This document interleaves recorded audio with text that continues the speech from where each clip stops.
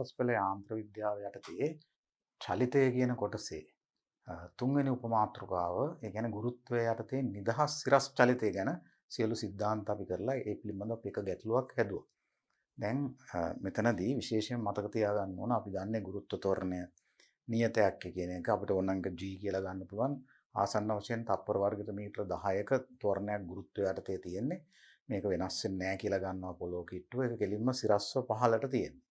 ඒතර ගුරුත්වය යටතේ සිරස් චලිතයේදී ප්‍රක්ෂේපණය කරන දෙයක් විසි කරන දෙයක් එක්ක කෙලින්ම උඩට ගිහිල්ලා පල්ලෙහාට වැටීමක් හෝ උඩ ඉඳලා අතහැරියාම කෙලින්ම පහළට වැටීමක් හෝ තමයි වෙන්න ඕනේ. එතකොට ඒ වගේ වෙලාවට අපි සාමාන්‍යයෙන් මේ රේඛාව දිගේ එක පැත්තකට තියෙන දෛශික ධන කියලා ගන්න ඕනේ. උඩට හරි පල්ලෙහාට හරි ඒ අණුව සියලු දෛශික වලට ලකුණු දැම්මොත් තමයි අපිට නිවැරදි ප්‍රතිඵල එන්නේ. ඒ විතරක් නෙමෙයි අපි කිව්වා මේවා ඒකාකාර තෝරණයක් නිසාත් සරල රේඛාවක චලිතය නිසාත් හුඟක් වෙලාවට පහසුයි කියලා ඉවරලා සමීකරණ වලින් හදන එක ප්‍රස්ථාරත් අඳින්න පුළුවන්. හැබැයි බොහෝ විට සමීකරණ වලින් හදන එක ටිකක් පහසු වෙනවා. දැන් මේ වගේම ගැටලුවක් මම පැහැදිලි කිරීම වලදී කළා ගුරුත්වය යටතේ සිරස් චලිතයේ මේකේ සරලව අහන්නේ u ප්‍රවේගයෙන් බිම් මට්ටමින් සිරස් ඉහළට ප්‍රක්ෂේපණය කරන අංශුවක් මේ විදිහට අපි හිතමුකෝ බිම් මට්ටමින් මේ තියෙන්නේ පොළොව කියලා හිතමු. පොළවේ ඉඳලා සිරස් ඉහළට මේක නිකන් සාධාරණ සංකේත වලින් හදන ගැටලුවක්. මේ වගේම ගැටලුවක් මම සිද්ධාන්ත පැහැදිලි කිරීමේදීත් හදලා දුන්නා. u කියන ප්‍රවේගයෙන් සිරස් ඉහළට විසි කරන ප්‍රක්ෂිප්තයක් පිළිබඳව ඒකේ සරල කරුණු අහන්නේ මේක හැම තප්පරයකදීම මේකේ ප්‍රවේගය ගුරුත්ව ත්වරණයට සමාන ප්‍රමාණයකින් අඩු වෙනවා ඉහළ අතට. අනිත් අතට ගත්තොත් ගුරුත්ව ත්වරණයට සමාන ප්‍රමාණයකින් පහළ අතට ප්‍රවේගය වැඩි වෙනවා. ඒතර මේක ප්‍රවේගය මේ අතට යනකොට අඩු වෙවි ගිහිල්ලා උඩම තැනදී උපරිම උසක් තියෙන තැනදී මේකේ උඩ අතට ප්‍රවේගය බිඳුව වෙනවා. අවසාන ප්‍රවේගයේ නිශ්චලතාවය කියන එක මේ වගේ ගානක ගානේ දෙන්නේ නැහැ අපි දැනගන්න ඕනේ. ඒ යන්නේ දේවල් මතක තියාගන්න ඕන.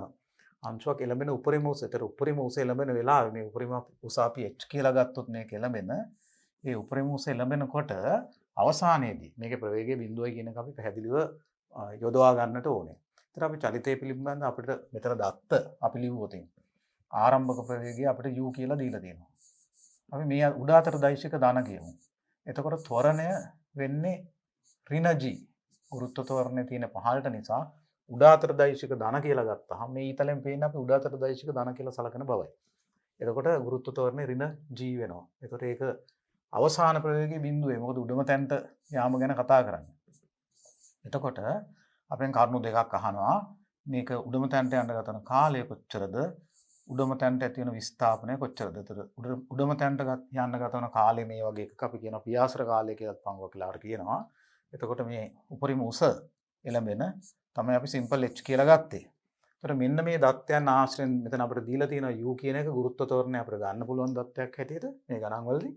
එතකොට මේ t අහන මෙතන vu at සම්බන්ධ කරන සරල සමීකරණයක් අපි මෙතනත් ඊතලයක් දාමු උඩ අතට දෛශික ධන කියන එක මතක් කරගන්න. එතන මේ අතට අපි ගත්තොත් v සමානයි u ධන at කියන සමීකරණය. v සමානයි u ධන at කියන සමීකරණය ගත්තොත් එහෙම v අවසාන ප්‍රවේගය සමානයි u ධන at. එතන අවසාන ප්‍රවේගය මේ උඩම තැනදී බිඳුවයි ආරම්භක ප්‍රවේගය u උඩ අතට දෛශික ධන කියන ගුරුත්ව ත්වරණය ඍණ gt මේකෙන් එන උඩම තැනට යන ගතන කාලය gt මේ පැත්තට ගාම gt කියන්නේ u එනිසා t කියන්නේ u බෙදීම g කියලා එනවා. එන්නේ උඩම තැනට යන්න ගතන කාලය නිසා අපිට එනවා මෙන්න මේක. පියාසර කාලය උඩම තැනට යන්න ගතන කාලය u බෙදීම g මෙන්න මේක. මේ උත්තරේ අපිට එනවා. එතකොට ඊළඟට මොකද්ද එළඹෙන උපරිම උස h. අපි මෙතන අපිට දැන් දාන්න පුළුවන් v වර්ගය සමානයි u වර්ගය ධන 2as කියන සමීකරණ. v වර්ගය කියන්නේ u වර්ගය ධන 2as අවසාන ප්‍රවේගය බිඳුවයි ආරම්භක ප්‍රවේගය u වර්ගය ත්වරණය ඍණ g 2g ඍණ h. එතකොට අපිට එනවා 2gh කියන්නේ u වර්ගය. ඒ නිසා සිම්පල් h අපිට උත්තර කරගන්න පුළුවන්. දේසියෙම සිම්පල් h කියන්නේ u බෙදීම u වර්ගය බෙදීම 2g කියලා. u වර්ගය බෙදීම 2g මෙන්න මේක තමයි එළඹෙන උපරිම උස. ඒක අපිට මෙතන තියෙනවා u වර්ගය බෙදීම 2g කියලා එළඹෙන උපරිම උස.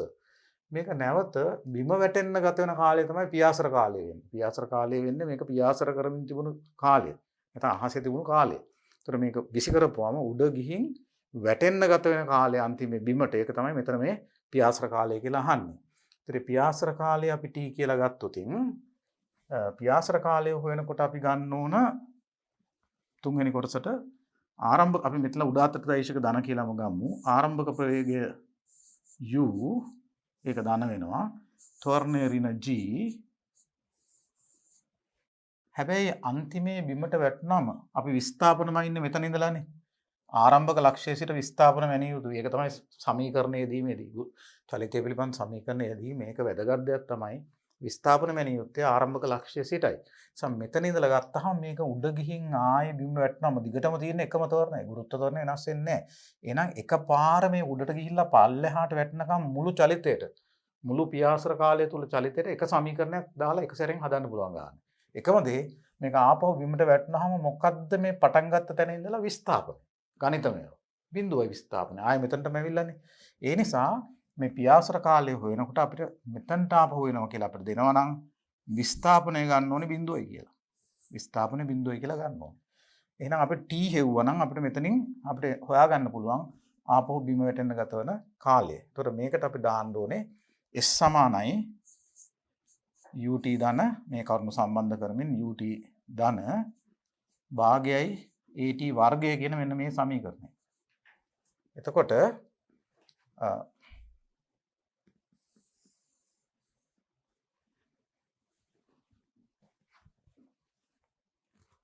S කියන්නේ බිඳුවයි ආරම්භක ප්‍රවේගය u බිම වැටෙන්න ගත වන කාලය අපි t කියමුකෝ පියාසර කාලය. ඍණ භාගයයි g ගුරුත්ව ත්වරණය ඍණ t වර්ගය. බිම වැටෙන්න ගත වන කාලයේ වර්ගය. දැන් මෙතන පොඩි වර්ග සමීකරණයක් වෙනවා. අපි මේ පැත්තට අරගෙන t වර්ගය එළියට ගත්තොතින් මොකද්ද මෙතන එන්නේ? t එළියට ගත්තොතින් මේක මේ පැත්තට දාන වෙනවා. එතකොට ඉතුරු වෙන්නේ gt බෙදීම 2.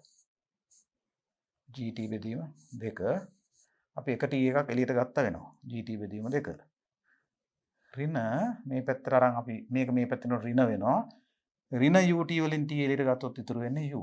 මෙන්න මේක බිඳුව විය යුතුයි කියලා කියන්නේ. දැන් මේ ගුණිතයක් මේ ගුණිතය බිඳුව වෙන්න t වලට උත්තර දෙකක් ගන්න පුළුවන්. මේ ගුණිතය බිඳුව වෙන්න එක්ක t බිඳුව වෙන්න ඕනේ. මේක බිඳුව වුණත් මේ සමීකරණය තෘප්ත වෙනවා. එහෙම නැත්නම් මෙන්න මේ සාධකයේ ඇතුලේ තියෙන වරහන් ඇතුලේ තියෙන එක බිඳුව වෙන්න ඕනේ. එතකොට මේකෙන් එන්නේ එක්ක t සමානයි බිඳුව. මේකෙන් එන්නේ එක්ක බිම වැටෙන්න ගත වන කාලේ බිඳුව කියලා. එහෙම නැත්නම් gt බෙදීම 2 ඍණ u බිඳුව වෙන්න ඕනේ. gt බෙදීම 2 ඍණ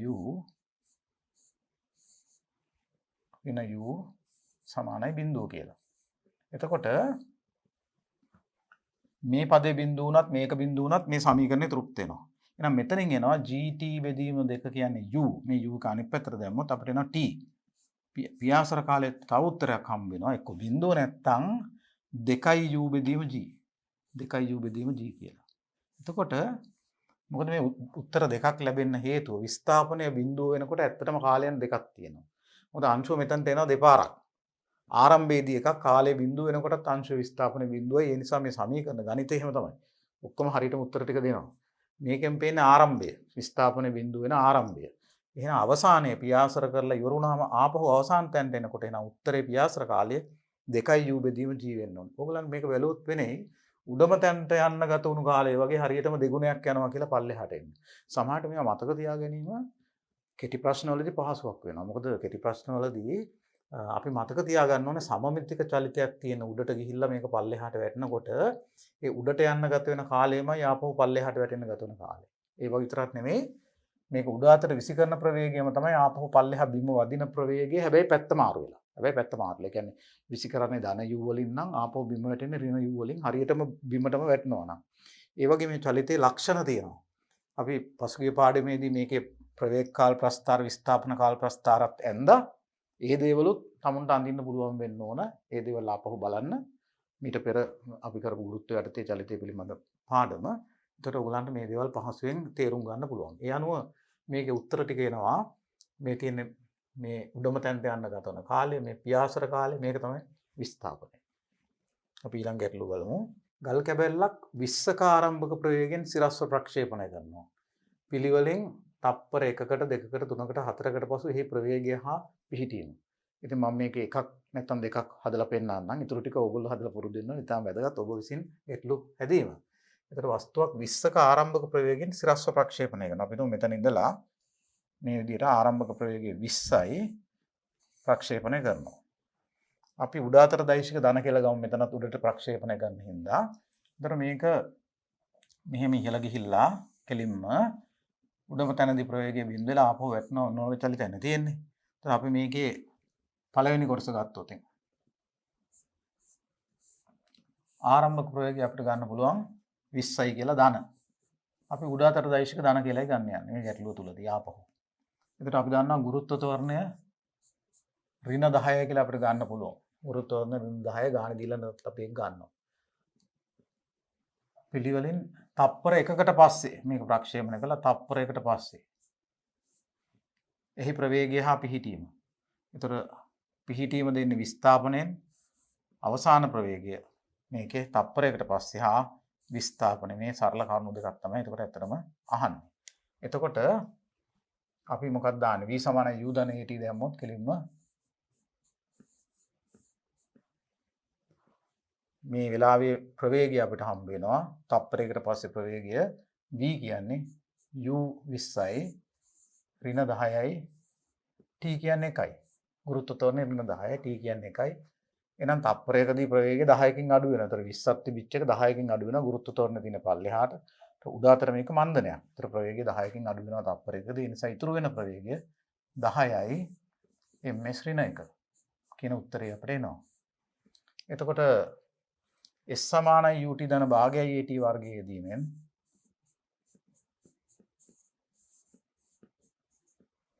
අපිට පුළුවන් මේකේ විස්ථාපනය හොයාගන්න පිහිටීම නිරූපණය කිරීම සඳහා ආරම්භක ප්‍රවේගය 20යි කාලය තප්පරයයි ut කියන්නේ 20 වැඩි කිරීම 1 20 වැඩි කිරීම 1 ධන භාගයයි g.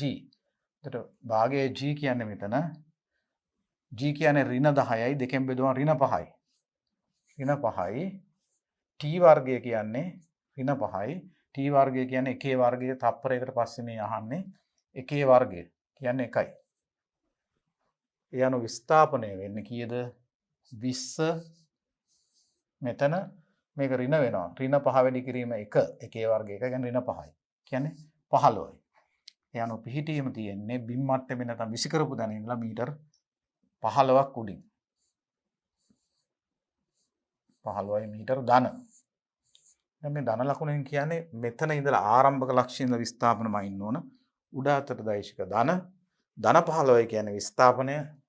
මෙන්න මේ හැරේ යම් තැනක තියෙනවා මේ අංශු මේ වෙලාවේ තප්පරයකට පස්සේ මේකේ විස්ථාපනය හරියටම මීටර 15යි. මේකේ ප්‍රවේගය උඩාතර 10යි. ඒ කියන්නේ මේක යමින් තියෙන උඩාතට මේ වෙලාවේ මෙන්න මෙතන තියෙන්නේ කියමු අංශුව උඩාතට යමින් තියෙනවා ප්‍රවේගය 10යි. මේ විස්ථාපනය පළවෙනි කොටසේ උත්තරය ගත්තොත් මෙන්න මේ විස්ථාපනය බිම් මට්ටමේ ඉඳලා මීටර 15ක් වෙනවා. ඉතින් මේ සමීකරණම හරියටම ලකුණු ඇතුල් ඔයගොල්ලෝ ලිව්වොත් ඔයගලන්ට පුළුවන් ගන්න මේ ඉතුරු ඒවාට උත්තර. මම තව එක කොටසක් මේකෙන් තෝරගෙන අහන්නම් හදන්නම්. මොකද්ද තප්පර 4කට පස්සේ ප්‍රවේගය. තප්පර 4කට පස්සේ ප්‍රවේගය කියන එක අපි හැදුවොත් එහෙම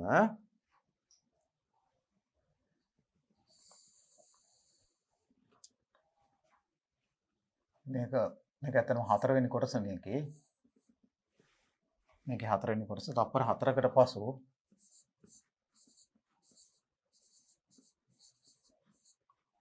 අහලා තියෙන දේවල් අපි බැලුවොත් ආරම්භක ප්‍රවේගය අපිට ගන්න වෙන්නේ අර වගේම අපි මේ චලිතය ගැන හිතමු උඩට විසිකිරුව 20කින් උඩාතර දෛශික ධන කියමු ආරම්භක ප්‍රවේගය 20යි ත්වරණය ඍණ 10යි ගුරුත්ව ත්වරණය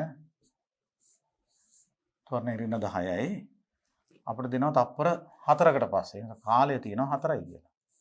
ඒතර මොකක්ද අවසාන ප්‍රවේගය හා විස්ථාපනය මේ දෙක තමයි අහන්නේ. ඒතර v = u ධන at දැම්මොත් උඩාතර දෛශික ධන කියලා හිතලා v = u ධන at අවසාන ප්‍රවේගය අපිට හොයන්න පුළුවන් මේ v u කියන්නේ 20යි ඍණ 10යි t කියන්නේ 4යි. ඒතර මේකේ එන්නේ ඍණ 20යි කියලා ප්‍රවේගය. මේ ඍණ ලකුණ අපිට අවශ්‍යයි. නැත්තම් බෑ මේක කරන්න.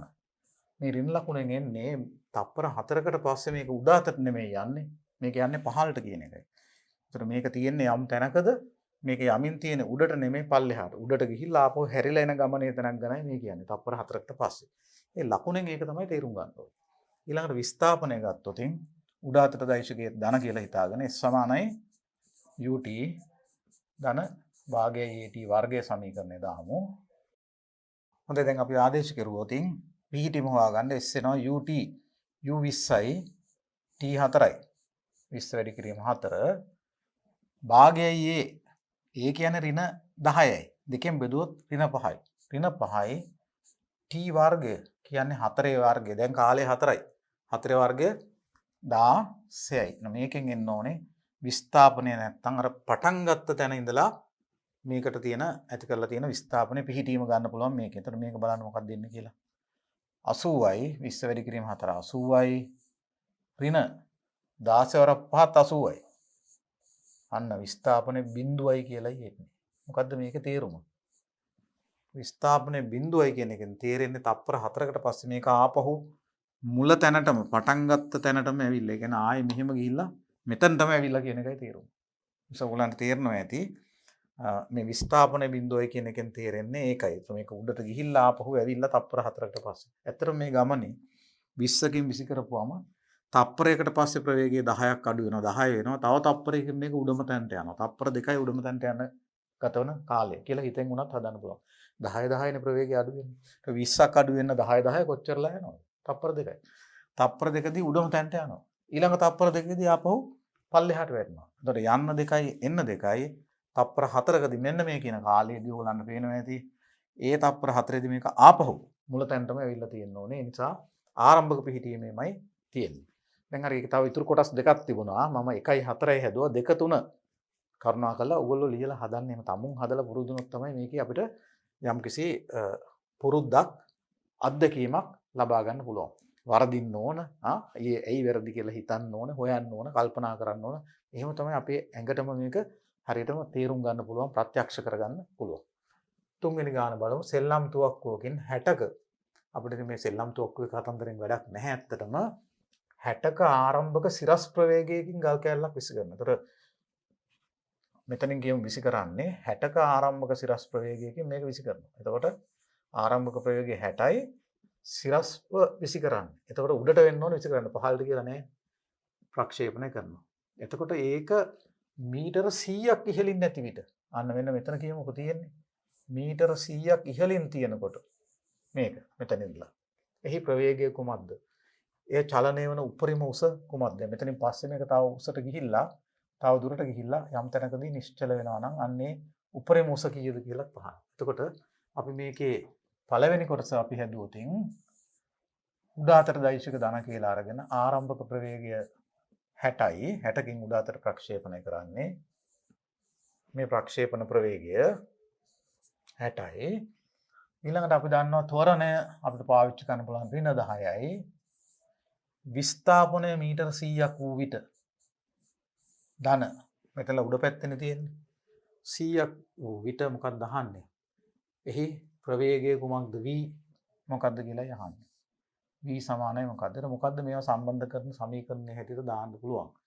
v වර්ගය සමානයි u වර්ගය ධන 2යි as වලින් තමයි මේ හතර සම්බන්ධ වෙන්නේ. නිසා අපි මෙන්න මේ සමීකරණය උඩ අතට දෛශික ධන කියලා හිතලා ලියමු. v වර්ගය සමානයි u වර්ගය ධන 2යි as කියන මෙන්න මේ සමීකරණය.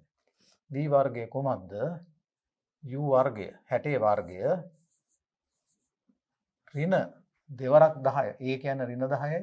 ඒතර ඍණ 2 වැඩි කිරීම 10 ඍණ 20යි කියලා එනවා. s 100යි. 100යි. මෙහෙමයි එන්නේ. ඍණ 2යි s u වර්ගය 60 වර්ගය. එතකොට දැන් මෙතන මොකක්ද දෙන්නේ? v වර්ගය කියන්නේ අනුව 60 වර්ගය 6ක් 36යි 0.2යි 3600 ඍණ මෙතන එන්නේ කීයද? 20 වැඩි කිරීම 100 2000යි. එතකොට 3600න් 2000ක් ගියාම අපිට එනවා 1600යි කියලා. 1600යි කියලා. එතකොට මේකේ වර්ගමූලය මොකක්ද? 1600 කියන්නේ 4 වැඩි කිරීම 16 වැඩි කිරීම 100. එහෙම ගමු. 16 වැඩි කිරීම 100. 1600 කියන්නේ 16 වැඩි කිරීම 100 නේ. එතකොට මේ v වර්ගය. එතකොට v හොයන්න මොකද කරන්න ඕනේ? v කියන්නේ මේකේ වර්ගමූලය. එතකොට මේකේ වර්ගමූලය ගන්නකොට මේ දෙකේ වර්ගමූල වෙන වෙනම ගන්න පුළුවන්. මේ දෙක පූර්ණ වර්ග දෙකක් නිසා මම මෙහෙම වෙන් කරලා ලේසියෙන් ගන්න පුළුවන්. 16 වර්ගමූලය 4යි 100 වර්ගමූලය 10යි. ඒ අනුව මේ මෙතනදී ප්‍රවේගය 40ක් වෙන්න ඕන. 40යි ms ඍණ 1 කියලායි එන්නේ. ඒ අනුව මෙන්න මේ උත්තරය අපිට එනවා මීටර් 100ක් ඉහළින් නැති විට එහි ප්‍රවේගය කුමක්ද? එය චලනය වන උපරිම උස. ඒතර මේක උපරිම උසට ගියහම අනිවාර්යෙන් උඩම තැනදී අවසාන ප්‍රවේගය බිඳුව වෙන්න. ඒතර අහන්නේ අවසාන ප්‍රවේගය බිඳුව වෙනකොට විස්ථාපනය කොච්චරද? ඒතර අපි උඩ අතර දෛශික ධන කියලා ඒ වගේම අරගෙන උඩ අතර දෛශික ධන කියලා ගමු. ආරම්භක ප්‍රවේගය 60යි ධන. ත්වරණය ඍණ 10යි. එතකොට උඩම තැනදී අවසාන ප්‍රවේගය බිඳුවයි. විස්ථාපනය කුමක්ද කියලා යහන්නේ.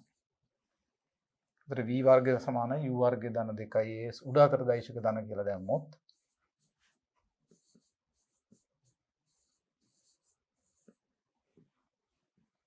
v වර්ගය බිඳුව u වර්ගය 60 වර්ගය u වර්ගය 60 වර්ගය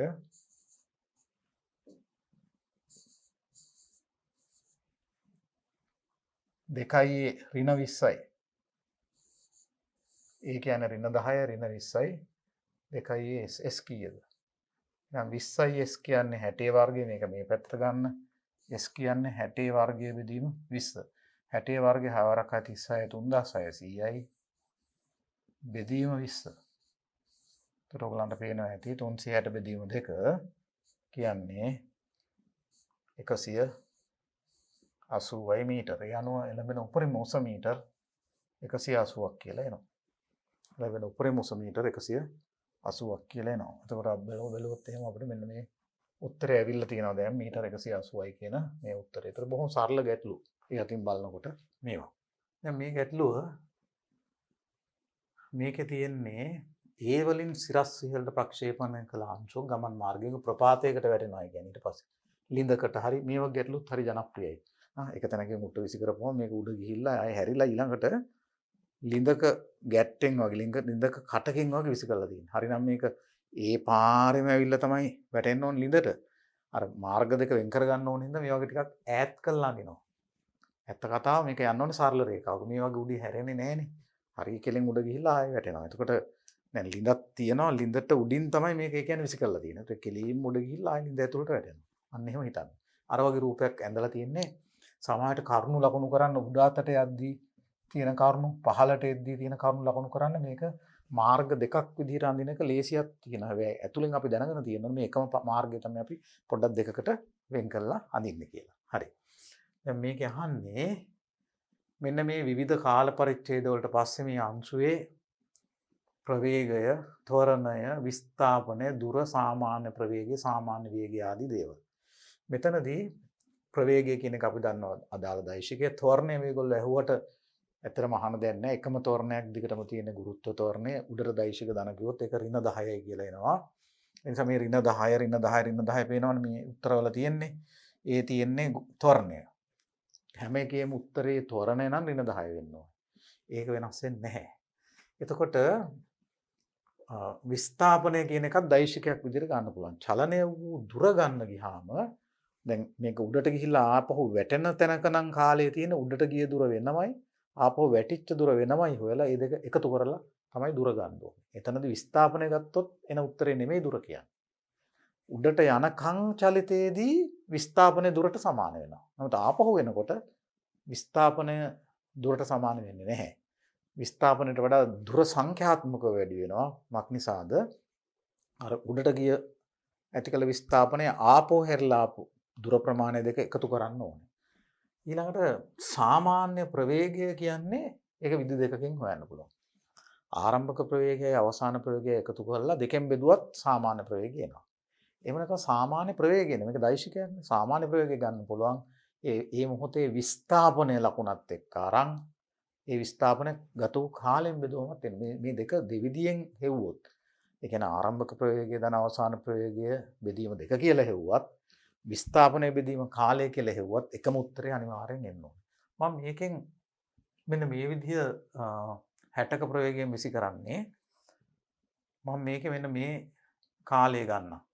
තප්පර 8කට පස්සේ මේ හතරවෙනි කොටස මම හදන්න යන්නේ. හතරවෙනි කොටස. තප්පර 8කට පස්සේ අපි බලමු මේකේ මෙන්න මේ කියන දේවල් හොයන්න පුළුවන් කියලා. මේ දේවල් එක එක ඒ වගේම හදලා බලන්න.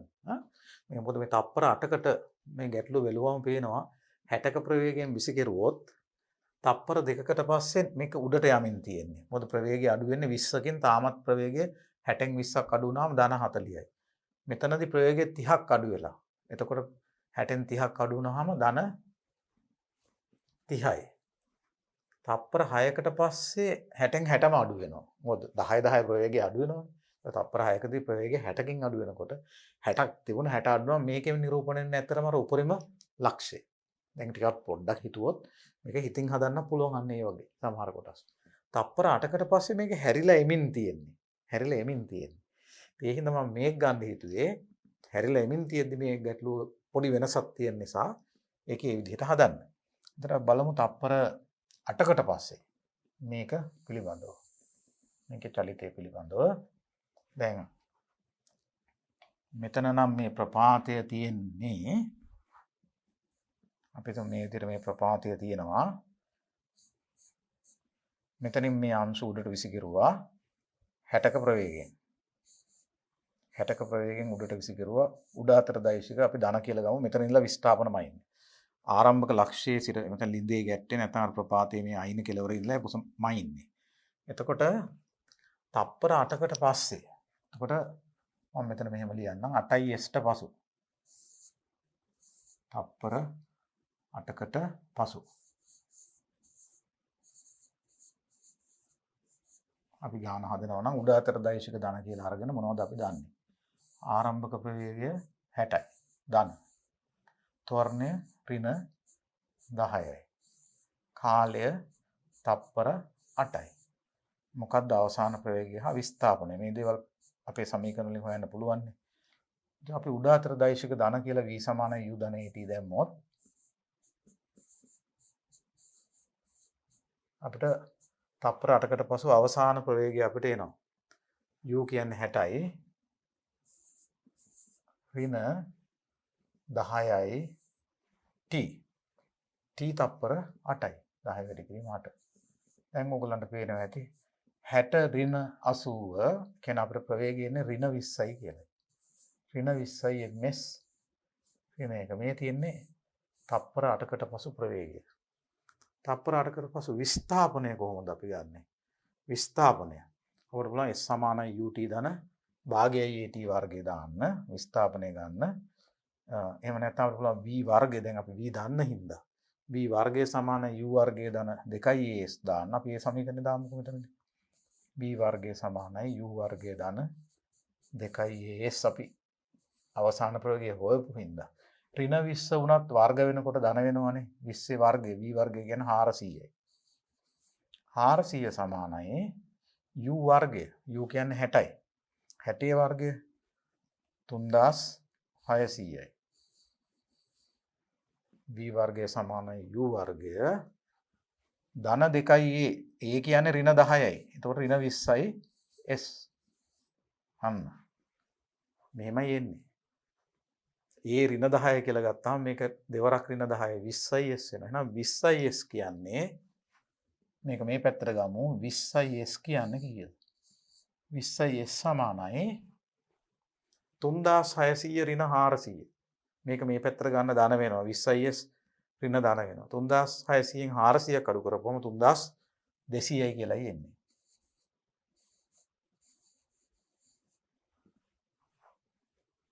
තුන්දාස් දෙසිය. එතකොට S එන්නේ කීයද? S සමානයි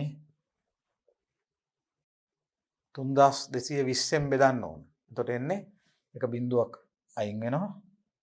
එතකොට 320 බෙදීම 2 කීයද? 160යි.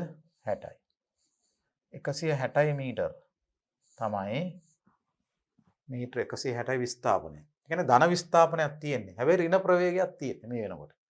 ධන විස්ථාපනයක් තිබුණා ඍණ ප්‍රවේගයක් තියෙන. ඒ කියන්නේ මේක ආපහු එමින් තියෙනවා. මේක මෙහෙම ගිහින් උඩම තැනට ගිහින් ආපහු හැරිලා එන ගමන් තමයි මේ තප්පර 8කට පස්සේ කියන තැන තියෙන්නේ. මෙතන. මෙතන ඉඳලා විස්ථාපනය ධන හැබැයි. විස්ථාපනය 160යි. ධන. ඔන්න ඔය වගේ තියෙන්නේ. ඇයි මං ආපහු හැරිලා එන ගමන් කියලා ගත්තේ? අවසාන ප්‍රවේගය ඍණ ආපු හින්දා. ඒක පල්ලෙහාට එමින් තියෙන්න ඕනේ. ඒතර මෙතන මේකේ ප්‍රවේගය නේ අපිට පේනවා මේකේ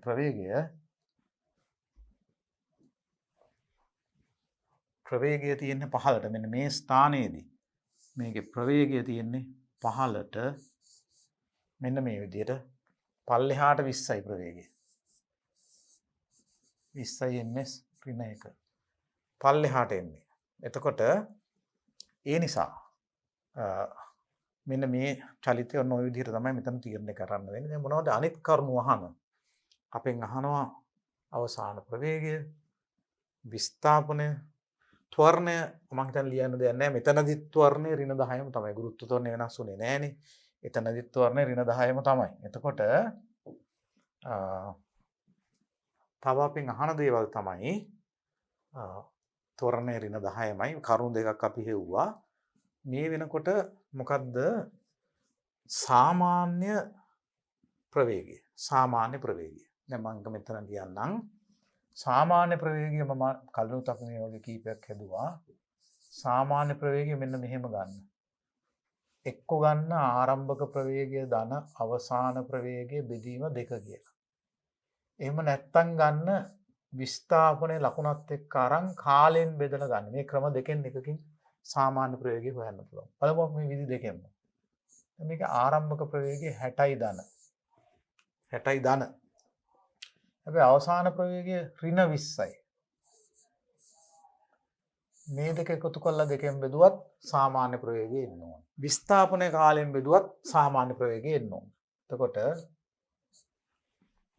කීයද විස්ථාපනය මේ වෙනකොට? විස්ථාපනය 160යි. 160යි. දැන් මේ වෙනකොට ගත වෙලා තියෙන කාලය කීයද? මේ වෙනකොට ගත වෙලා තියෙන කාලය තප්පර 8යි. මේ දෙකෙන්ම එකම උත්තරය එනවා කියලා මම කිව්වේ. එකක් පාවිච්චි කරන්න පුළුවන්. නමුත් මේක තේරුම් ගන්න එක හොඳයි. දැන් 60 ඍණ 20 40 බෙදීම 2 කියන්නේ 20යි. 20යි. එහෙම නැත්නම් 160 බෙදීම 8 160 ඒත් 20යි. සාමාන්‍ය ප්‍රවේගයට ධන උත්තරයක් එන්නේ. මේකත් 20යි මේකත් 20යි දැක්කද? සාමාන්‍ය ඇත්ත ප්‍රවේගය කීයද? ඍණ 20යි. සාමාන්‍ය ප්‍රවේගය මේ වෙනකොට ඒ ධන විස්ථාපනයක් තියෙන්නේ. විස්ථාපනයේ ධනයි මේ වෙනකොටත් 160. 8න් බෙදපුවම එන්නේ ධන 20ක් කියලා සාමාන්‍ය ප්‍රවේගය. සාමාන්‍ය වේගය කොහොමද ගන්නෙ? සාමාන්‍ය වේගය ගන්න ගිය දුර බෙදන්න ඕන කාලය. ගිය දුර බෙදන්න ඕන කාලය. ගන්න එකයි වැඩි. ඒතර සාමාන්‍ය වේගය ගන්න නම් කොච්චර දුර ගියාද කියලා අපි හොයන්න ඕනේ. ඒක හොයන්න ගිය දුර හොයන්න මේකේ උපරිම ලක්ෂයට තියෙන දුර හොයන්න ඕන. උපරිම ලක්ෂයේදී ප්‍රවේගය බිඳුවයිනේ. ප්‍රවේගය. උපරිම ලක්ෂයේදී ප්‍රවේගය බිඳුවයි. ඒතර මෙන්න මෙතනදී ප්‍රවේගය බිඳුවයි කියලා දාලා මේ උපරිම විස්ථාපන හොයන්න ඕනේ. මේ ගාන පිළිවෙලට හදාගෙන ගියා නම් මේ ස්ථානේ එනවා. එතකොට මෙන්න මේ උපරිම විස්ථාපනයට මේ ආපහු හැරිලා ආපු දුර එකතු කරන්න ඕනේ. එතකොට ගිය දුර හොයාගන්න අපිට මෙන්න මෙහෙම දෙයක් කරන්න වෙනවා. ගිය දුර හොයාගන්න අපි මෙන්න මෙහෙම කරමු. උඩ අතට උපරිම විස්ථාපනය අපි හොයාගන්න. උපරිම විස්ථාපනය සෙවීමට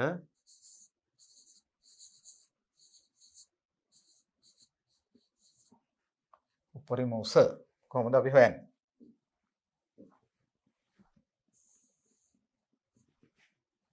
උපරිම උස හොයන්න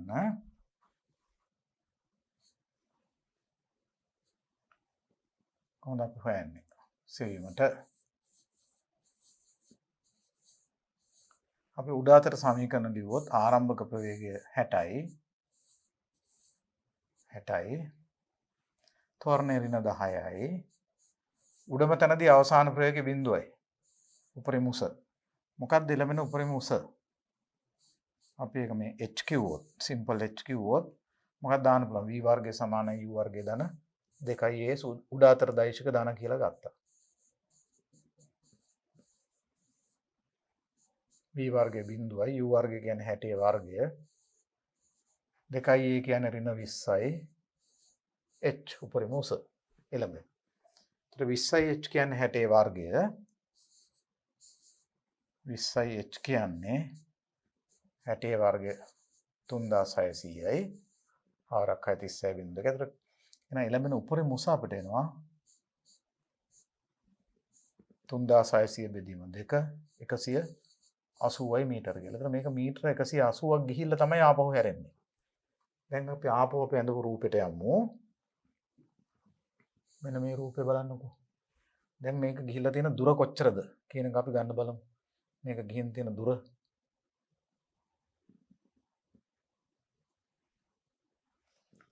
මේක මේ අතට උපරිම උස ගිහින් තියෙනවා මේ වෙනකොට 180ක්. මේ මීටර 180 ගිහිල්ලා මෙන්න මෙහෙම මේ විදිහට මීටර 180ක් ගිහිල්ලා උඩට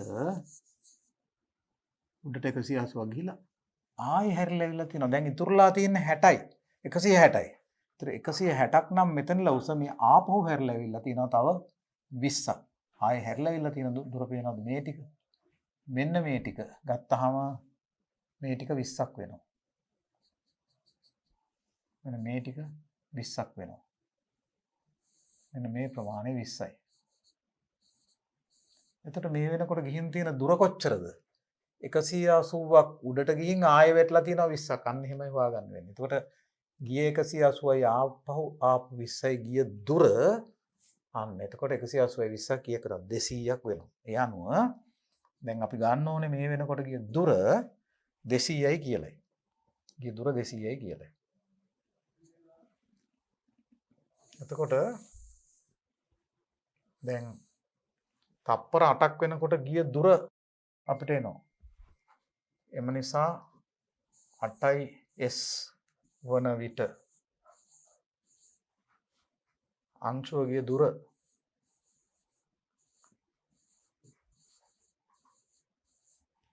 කොච්චරද?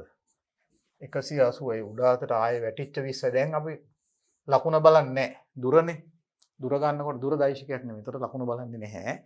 180 ධන 20 ඒ කියන්නේ 200යි. ගිය දුර 200යි. සාමාන්‍ය වේගය කියන්නේ එතකොට මෙහෙමයි එක් ගන්න ඕනේ. සාමාන්‍ය වේගය ගන්න දුර බෙදන්න කාලය. ගිය දුර හරියට හොයලා ඒක කාලෙන් බෙදන්න. එතකොට කීයද? 200යි. දැන් මේක වෙන්නේ තප්පර 8කට පස්සේ. තප්පර 8කට පස්සේ 200 බෙදීම 8. සාමාන්‍ය වේගය වෙන්නේ එතකොට 208ෙන් බෙදපුවම 25යි ms ඍණ 1. සාමාන්‍ය වේගය 25යි ms ඍණ 1 වෙනවා. මේක තමයි උත්තරේ. දැන් මේ විදිහට ඔබ මේ ගැටලුවේ මේ සියලු කොටස් හදන්න බලන්න ඕන. උඩ අතට දෛශික ධන කියලා අරගෙන කෙලින්ම සමීකරණ දැම්මම උත්තරේ එන්න ඕන. ආයෙක කිසි ප්‍රශ්නයක් නැහැ. උදාහරණයක් ගත්තොත් දැන් තප්පර 12කට පස්සේ ගත්තොත් මේක පහළට යමින් තියෙන්නේ මේ ප්‍රපාතය ඇතුලේ. ප්‍රපාතය ඇතුලේ තියෙයි. ඒකට ප්‍රශ්නයක් නැහැ. ඕගොල්ලෝ බලන්න ඕන මේ ගිය දුර ගන්නකොට අපි දැක්ක උඩම උසම තැනට තිබුණු දුර 180යි. 180ක් ගිහිලා ආය 180ක් ඇවිල්ලා තවත් මෙහෙට ගිහිල්ලා ඒතර ගිය දුර ගන්නකොට මේ දුරට මේ දුරත් එකතු කරලා ඊළඟට ඒකට මේ දුරත් එකතු කරලා ගන්න ඕනේ ලකුණ බලන්නේ නැතුව. හැබැයි විස්ථාපනයමයි ඉන්නේ මේ ආරම්භක ලක්ෂයේ සිට නිසා. විස්ථාපනයමයි ඉන්නේ මේ ආරම්භක ලක්ෂයේ සිට නිසා. ඕගලන්ට මෙන්නේ විස්ථාපනමයිනකොට මෙතනින්ලා මේ දුර තමයි එන්නේ අන්තිමට. පිහිටියම එන්නේ ඒ විදිහටයි. හරි. දැන් මම ඔබට ආරාධනා කරනවා මේ ඊතුරු ගණන් පරිස්සමෙන් හදන්න කියලා. මම හිතන්නේ මම තව කොටසක් හැදිය යුතු නැහැ කියලා. මේ ක්‍රමයේම අනුගමනය කරන්න ලකුණ ගැන අවධානයෙන් ඉන්න ලකුණට සලකන්න. දැන් උදාහරණයකට තප්පර 12කට පස්සේ ඔයගොල්ලන් ප්‍රවේගය හොයනකොට ප්‍රවේගයටත් ඍණ උත්තරයක් එයි, විස්ථාපනයටත් ඍණ උත්තරයක් එයි. ඒ විස්ථාපනයේ ඍණ කියන එකෙන් පේන්නේ මෙන්න මෙතනට උඩින් නෙමෙයි තියෙන්නේ මෙතනට පහළින් තියෙන්නේ කියන එක. ඒතකොට ප්‍රවේගයයි විස්ථාපනය කිසි ප්‍රශ්නයක් නැහැ. විස්ථාපනයේ ඍණ පිහිටීම මේ පල්ලෙහා කියලා අපි දන්නවා ඍණකොට. ඒ තැන අපිට හොයාගන්න පුළුවන්. හැබැයි දැන් දුර හොයනකොට තමයි පොඩි ප්‍රශ්නයක් එන්නේ. මෙතන මේ විස්ථාපනය ආපුවාම ගිය දුර හොයාගන්න ඕගොල්ලෝ මේ උඩ අතට ගිය දුරයි ආපහු මම කියනවා පහළට ගිය දුරයි ආයෙ මෙතනලා පහළට ආපු දුරයි මේ තුනම එකතු කරලා අරගන්න. ඒක සාමාන්‍ය වේගය හොයනකොට ඒ දුර අරගෙන කාලයෙන් බෙදන්න එච්චරයි. කාලය තප්පර 12යි උඩ අතට 180යි ආයෙ වැටෙනු 180යි එතන ඉඳලා මේ ඇතුළට ගිය දුර හොයලා ඒ තුනම ලකුණ දාන දිගටම එතකොට දුර ගන්නකොට ඒ ටික එකතු කරලා කාලෙන් බෙදන්න. එතකොට සාමාන්‍ය ප්‍රවේගය එනවා. මේ වගේ මේ සියල්ල හදලා පුරුදු වෙන්න ඕනේ. ඉතින් ඔබ දන්නවනේ මේ ඔබ පුරුදු වුණොත් තමයි මේක ඔබට පිහිටන්නේ. ඒ නිසා එකෙන් එකට ඇඳලා වෙලා අරගෙන විශ්ලේෂණය කරලා හදන්න. එතකොට තමුන්ටම අවබෝධ වෙනවා. ඒ ස්වයං අවබෝධය තමයි ඊටාම වැදගත් වෙන්නේ. ඉතින් ඒකට ලෑස්ති වෙන්න ඕන උසස් පෙළ වගේ තැනකට. මොකද අපි ඊළඟට අපි යන්න හදන්නේ ලෝකයට නේද? පාසලෙන් අයින් වෙලා ලෝකයට යනකොට අපිට තනියම හිතන්න තනියම වැඩ කරන්න පුළුවන් වෙන්න ඕනේ. ඒකට පෙරහුරුවක් වගේ තමයි මේක. ඒ නිසා හැමදේම අර බලාගෙන ඉඳලා පාඩම් කිරීමට අමතරව තමුන් යෙදිලා තමුන් ලියලා තමුන් වැඩ කරොත් තමයි තමුන්ට ඒක පිහිටන්නේ. ඒ ගැන කල්පනාවෙන් ඉන්න ඕන. බලමු ඊළඟ ප්‍රශ්නේ. මේක සරල ගැටලුවක්. තප්පරයට මීටර 20ක ප්‍රවේගයෙන් සිරස් ඉහළට ප්‍රක්ෂේපණය කළ වස්තුවක් මීටර 60ක් ගැඹුරු ලිඳකට වැටෙන්න ගතවර කාලය දෙන ලිඳක් ඉහළින් තමයි මේක මේ කියන්නේ ප්‍රක්ෂේපණය කරන්නේ. දැන් මෙන්න මේ වගේ කියමු ලිඳ. දැන් මේ ලිඳ මේ වගේ තියෙනවා. එතකොට දැන් මෙන්න මෙතනින් කියමුකෝ මේ අංශුව ප්‍රක්ෂේපණය කරන්නේ 20ක ප්‍රවේගයෙන් ඉහළට. දැන් මේක මෙහෙම ඉහළට ප්‍රක්ෂේපණය කරපුවම 20ක ප්‍රවේගයෙන් මෙතනින් පටන් අරගෙන මේක උඩට ගිහිල්ලා ආයෙ හැරිලා මේ පාරෙම ඇවිල්ලා මේ ලිඳේ පතු වලට වැටෙන්න ඕනේ. ලිඳේ ගැඹුර අපිට දෙනවා 60යි කියලා මේක. මේක මීටර් 60යි. ඒත් අපි විස්ථාපනමයි ඉන්න ඕනේ මෙතන ඉඳලා මේ වැඩේදී. එතකොට බලන්නකෝ අපි උඩ අතර දෛශික ධන කියමු මේකේ උඩට ප්‍රක්ෂේපණය කරලා තියෙන ඉඳලා ආරම්භක ප්‍රවේගය ධන 20යි ධන 20යි ත්වරණය අපි පාවිච්චි කරනවා ඍණ 10යි කියලා. හැබැයි දැන් මේ අන්තිමට ලිඳේ පතුලට වැටෙනකොට විස්ථාපනය කීයද? විස්ථාපන මෙතන ළමයි ඉන්නේ. මේක ලොකු දුරක් ගියේ ඒක ඇත්තේ උනාට විස්ථාපනය කියන්නේ කෙටිම දුර දිශාවත් එක්ක. එතකොට විස්ථාපන 60යි මෙතන ඉල්ල ගත්තාම මේ ලිඳේ ගැඹුර වෙන්න ඕනේ 60යි ඍණ හැබැයි අපි උඩ අතට දෛශික ධන කියපු හින්දා අන්න මේක තමයි වැදගත්. විස්ථාපනයේ ඍණ 60යි කියලා මේක දැම්මේ නැත්තම් ඒක තේරුම් ගත්තේ නැත්තම් මේ ගාන හරියට හදන්න බැරි වෙනවා සමීකරණ වලින්. ඒතකොට බලන්න ඕනේ මේ උඩ ගියා නේද ආය ආවද එහෙම නෙමෙයි. විස්ථාපන මයින් තැන හරියට ඉස්සෙල්ලා අපි විනිශ්චය කරන්න ඕනේ. එහෙම නිශ්චය කරගත්තට පස්සේ එතන ඉඳලා කොච්චර දුරින්ද කොයි පැත්තටද කෙටිම දුර හා පැත්ත. ඒකයි ඕනේ. එතන අන්තිමේ මේක ලිඳේ පතුලට ගියාම විස්ථාපනයේ මෙතන ඉඳලා ඍණ 60යි. මේ පැත්තට දෛශික ධන කියපුවා. දැන් මෙන්න මෙහෙම වෙන්න කාලය අහන්නේ. මේක t කීයද? දාන්න. ඒතකොට දැන් ඊටාම සරල ගැටලුවක් වෙනවා. හරියට ලකුණ හොයාගත්තට පස්සේ. මොකක්ද අපිට දාන්න බයි සමානයි ut ධන භාගයයි at වර්ගය.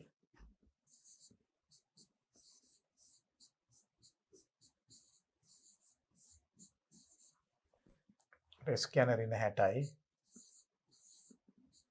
සමානයි ut u 20යි කාලය t භාගයයි කියන්නේ ඍණ 5යි. ගුරුත්ව ත්වරණය ඍණ 10යි ඒකෙන් භාගය ඍණ 5යි. t වර්ගය. දැන් මේ t හොයන්න තියෙන්නේ. වර්ග සමීකරණයක් එන්නේ ඉතින්. ඒකෙම තමයි. දැන් මේක 5න් බෙදලා මේ පද වම් පැත්තට ගමු. ඍණ 5යි t වර්ගය 5න් බෙදපුවම ඍණ t වර්ගය මේ පැත්තට දාන වෙනවා. t වර්ගය. ඊළඟට 20යි t මේ පැත්තට එනකොට ඍණ වෙනවා. 5න් බෙදපුවම 20 5න් බෙදපුවම 4යි ඍණ 4යි t. මේ පැත්තේ තියෙන ඍණ 60 මේක 5න් බෙදපුවම ඍණ 12යි. සමානයි බිඳුව. මෙන්න සමීකරණය. ලකුණු හරියට දාගත්තොත් සමීකරණය හරියට එනවා. එතකොට දැන් අපිට තියෙන්නේ මේකේ මේ සාධක වලට වෙන් කරලා අපිට හොයාගන්න පුළුවන් වෙන්න ඕනේ t සඳහා උත්තර. එතකොට දැන් අපි දන්නා වර්ග සමීකරණය විසඳන්නේ කොහොමද කියලා සාමාන්‍ය පෙළ සරල ගණිතය. මේ t මෙතනක් t වෙනස 4ක් වෙන්න 12 අපි බෙදා ගන්න ඕනේ. කීයද? 6යි 2යි. 6 වරක් 2 ගත්තාම වෙනස 4ක්නේ. 6යි 2යි. 12 ඍණ වෙන්න ඕන හින්දා මේකත් ඍණ නිසා මේ වැඩි එක ඍණ දානවා. ඍණ 6යි t ඍණ 6යි t ඊළඟට ධන 2යි t. එතකොට නම් 4යි t එනවා. ඍණ 12 සමානයි බිංදුව. මේ තියන්නේ මේක සාධක වලට වෙන හොඳට පැහැදිලිවම මෙහෙමයි එන්නේ. ඒ අනුව මෙතන මේ ලිඳේ පතුලට වැටෙන්න ගතවන කාලය වෙනවා තප්පර 6 ධන 6 හෝ ඍණ 2යි කියලා. මේ ඍණ 2 පොඩි ප්‍රශ්නයක් තියෙනවා. ඒක කොහොමද එන්නේ කියන එක. හරි උත්තරේ කාලේ ඍණ වෙන්න බැරි හින්දා ධන. ඒ නිසා ලිඳේ පතුලට වැටෙන්න ගතවන කාලය තප්පර 6යි. නිසා මේක තමයි උත්තරේ. මෙන්න මේක තමයි උත්තරේ. හැබැයි මේ ඍණ 2 එන්න හේතුවක් තියෙනවා. ගණිතය මේක දෙන්නේ යම් හේතුවක් ඇතුව නිකන් නෙමෙයි. ඍණ 2 කියන්නේ මේකයි. මේක මේ 20කින් විසි කරපුවම උඩට ඇත්ත කතන්දරේ මේකයි. උඩට යන්න උඩම තැනට යන්න තප්පර 2ක් යනවා. ආයේ මෙතනටම එන්න තප්පර 2ක් යනවා. දැන් හදලා බලන්නකෝ ඔයගොල්ලෝ. මොකද 20ක් නම් ප්‍රවේගය මේක බිඳුව වෙන්න 10 10 නම් ප්‍රවේගය අඩු වෙන්නේ. මේක 20ක් අඩු වෙන්න තප්පර 2යි යන්නේ. තප්පර 2කින් උඩම තැනට යනවා. තව තප්පර 2කින් ආපහු මේ මුල තැනටම එනවා. එතකොට එතන තප්පර 4යි. එතකොට මෙතන ඉඳලා බිම පල්ලෙහාට යන්න. ඒ කියන්නේ මේක 20න් අනිත් පැත්තට විසිකරුවා නම් තප්පර 2යි ලිඳේ පතුලට යන්නේ. 20කින් පල්ලෙහාට විසිකරුවා නම් තප්පර 2කින් යනවා. ඍණ උත්තරේ ඒකයි ඒක තමයි තේරුම. පල්ලෙහාට නු අපි විසිකරේ උඩටනේ. ඒ නිසා අපිට ඊට වැඩි කාලයක් යනවා. මෙහෙම ගිහිල්ලා එන්න ඕනේ. එතකොට මේක තප්පර 6ක් කියලා එනවා. හා එහෙමයි මේක එන්නේ. ඒක මොන විදිහට ඒ ගාන හදන්න වෙන්නේ. ඊළඟ ගැටලුව ප්‍රපාතයක් අසල සිටින මිනිහෙක් 15කින් ගල් කැබැල්ලක් ඉහළට විසිකරනවා. එය ඔහුට මීටර 50ක් පහළින් පිහිටි පොළොව ස්පර්ශ කරන්නේ කවර කාලයකට පසුවද? එතකොට ඔන්න මේ වගේ ප්‍රපාතයක් තියෙන්නේ. මේ ප්‍රපාතය අසල සිටින මිනිහෙක් තප්පරයකට මීටර 15ක ප්‍රවේගයෙන් ගල් කෑල්ලක් උඩට විසිකරනවා. එතකොට මෙතනින් මේ ගල් කෑල්ල උඩට විසි කරනවා උඩ අතට 15ක ප්‍රවේගයෙන්. ඒතර මේක මෙහෙම උඩට ගිහිල්ලා ආයේ හැරිලා මෙහෙම මේකේ පතුලට වැටෙනවා. මේ දුර මීටර 50යි. මෙතනට මීටර 50යි.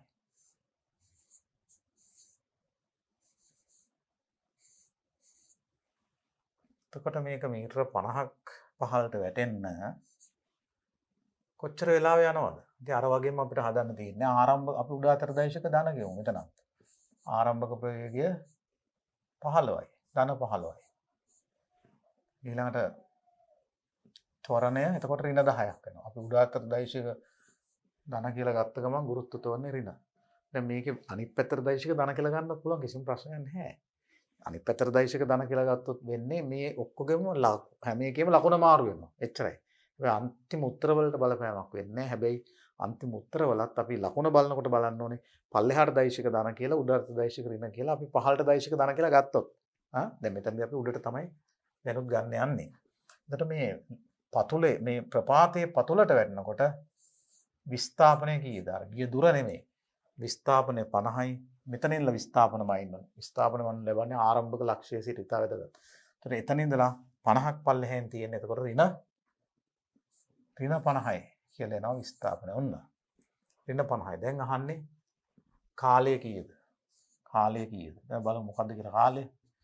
ආපහු අපිට යොදන්න වෙන්නේ මේ සූත්‍රය සමානයි ut ධන භාගයයි at වර්ගය. s කියන්නේ ඍණ 50යි. දැන් මේක ඍණ 50යි. ut ධන 15යි t භාගයයි ඍණ 5යි. ඍණ 10 බෙදීම 2 ඍණ 5යි t වර්ගය. t වල වර්ග සමීකරණයක් එන්නේ ආපහු. 5න් බෙදලා මේ පැත්තට ගමු. t වර්ගය මේක t වර්ගය වෙනවා. මේක 5න් බෙදපුවා 3යි ඍණ වෙනවා. මේක ඍණ 3යි t.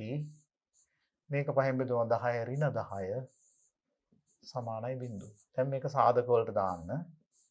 එතකොට අපිට එන උත්තර t බිංදුවයි.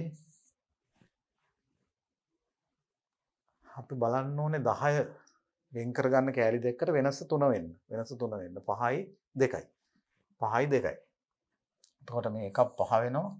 මේ එකක් 2 වෙනවා. ඍණ 3යි t එන්න මේ වැඩි එක ඍණ වෙන්න ඕනේ මේ අඩු එක ධන වෙන්න ඕනේ. එතකොට ඍණ 5යි t ධන 2යි t ඒකෙන් මේ ඍණ 3යි t එනවා මේක සුළු කරනකොට. ඍණ 5 හරක් දෙක මේ ඍණ 10 එනවා. මේ t වර්ග එනවා. සම්පූර්ණ සමීකරණය නිවැරදිව එනවා. ඉතින් මේ වර්ග සමීකරණ විසඳීම් වගේ දේවල් තමයි පුරුදු වෙලා තියෙන්න ඕනේ. භෞතික විද්‍යාවේ යම් තැන්වල සාමාන්‍ය පෙළ අපි කරපු ගණිතය ඕන වෙනවා. ඒ නිසා මේ දේවල් ගැන කල්පනාවෙන් ඉන්න ඕනේ. දැන් මේකේ උත්තර දෙකක් එනවා ආපහු. ඒ අනුව ප්‍රපාතයේ පතුලට වැටෙන්න ගතන කාලය එක්ක තත්පර 5 හෝ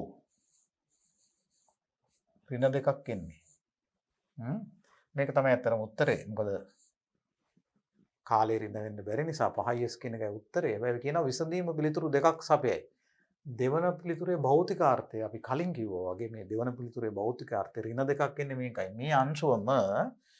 මේ අංශුවම අපි ප්‍රක්ෂේපණය කළොත් මෙතනින්ම හැබැයි පල්ලෙහාට 15ක ප්‍රවේගය. මේ අංශුව මෙතනින් ප්‍රක්ෂේපණය කළොත් 15ට 15ක ප්‍රවේගයෙන්. අන්න. එහෙම කරොත් මේක බිම වැටෙන්න කෙලීම ගිහින් බිම වැටෙන්න යන්නේ තප්පර 2යි. ඒක තමයි මේ උත්තරේ තේරුම. මෙන්න මේ උත්තරේ තේරුම ඒ ප්‍රවේගයෙන්ම 15ට මේක තල්ලු කරොත් විස් කරොත් අර ප්‍රවේගයෙන්ම 15කින් පතුලට යන්න ගතවන කාලය. එතකොට මේක උඩට යන්න යනවා තප්පර 1මාරක් උඩම තැනට. ආයෙත් 1මාරයි තන තප්පර 3යි. මේ චලිතේ තප්පර 3යි. එතනලා තව තප්පර 2ක් ගිහිල්ලා තමයි මේක පතුලට යන්නේ. අන්න එහෙමයි කාල පරිච්ඡේද වෙන් වෙන්නේ. ඕනනම් හොයලා බලන්න. මේ උඩම තැනට එන්න ගත වෙන කාලෙත් හොයලා බැලුවොත් ඔයගලන්ට පෙනේ මේ කියන කතාව සත්‍යයි කියලා. ඕගොල්ලෝ මේක විශ්ලේෂණය කරලා බලන්න ඕනේ. හදලා ගාන හදලා මේක මුළු චලිතේ පොඩ්ඩෙන් පොඩ තේරුම් ගන්න. මෙතන මොකද්ද? මෙතන මොකද්ද? දුරවල් මොනවද? එහෙම. එහෙම කරොත් අපිට වැඩි හොඳට මේ ගණන් අපිට තේරුම් ගන්න පුළුවන් වෙනවා. අපි බලමු ඊළඟ ගැටලුව. දැන් හඳේදී ගුරුත්ව ත්වරණය හඳෙත් තියෙන ගුරුත්ව ත්වරණයක්. හැබැයි පොළේ ගුරුත්ව ත්වරණයට වඩා අඩුයි. ඇයි? හඳ පොඩි, හඳේ ස්කන්ධය අඩුයි. ඒ හින්දා හඳ මත ගුරුත්ව ත්වරණය අඩුයි. ඒකනේ අර හඳ උඩ පැන්නොත් ගොඩක් උඩ යන්නේ. බර අඩු වෙනවා. ප්‍රායෝගික බර අඩු වෙනවා. ගුරුත්වාකර්ෂණ බලය අඩු වෙන නිසා උඩ පැන්නාම ගොඩක් උඩ යනවා. ඔයගොල්ලෝ දැකලා ඇති. අන්න ඒ හේතුව දැන් අහන්නේ ගල් කෑල්ලක් නිශ්චලතාවයේ ඉඳලා 20ක් වැටෙන්න තප්පර 5ක් යනවා නම් හඳේදී හඳේ ගුරුත්ව ත්වරණය. දැන් මෙතන මේ හඳ නම් මේක ගල් කෑල්ලක් හඳේ ඉඳලා මේ නිශ්චලතාවයෙන් අතාරිනවා. ඒක ආරම්භක ප්‍රවේගයේ බිඳුවයි. නිශ්චලතාවයෙන් අතාරිනවා. දැන් හැබැයි පල්ලෙහාට වැටෙන්නේ. මේක කොච්චර දුර වැටෙන්නද? මීටර 20ක් වැටෙන්න. මීටර 20ක් පහළට වැටෙන්න තප්පර 5ක් යනවලු. දැන් මේ චලිතය බලන්නකො මේ හඳේ මේ කතන්දරේ ආරම්භක ප්‍රවේගය තියෙන්නේ පල්ලෙහාට. හඳේ තොරණයක් තියෙන යම් තොරණයක් තියෙනවා නම් g කියන ඒකත් එන්නේ පල්ලෙහාට. විස්ථාපනයත් මෙතන ඉඳලානේ මයින්න වෙන්නේ.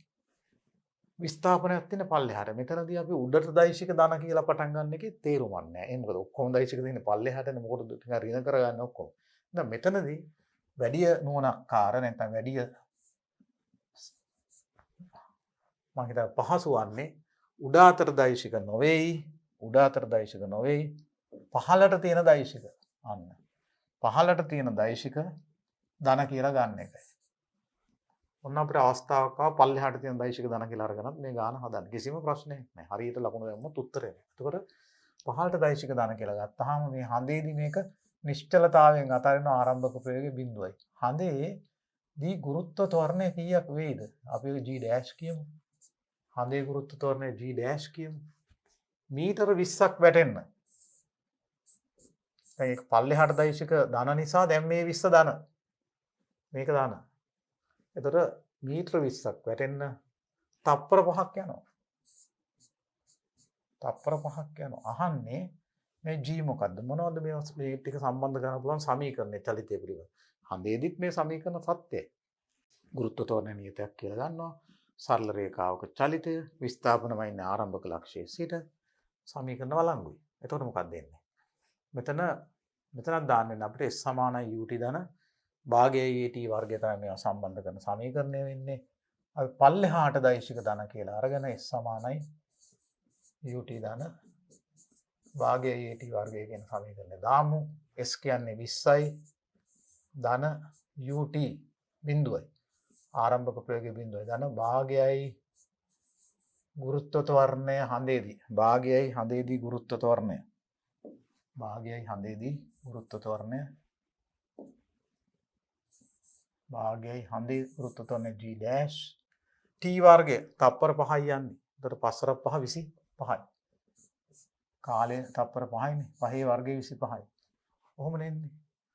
එදී තාම පහසුවෙන් මේක බිඳුවයි මේ දෙකෙන් මේ පැත්ත වැඩි කරන්න 40 සමානයි කියලා එනවා 25යි G dash නේ.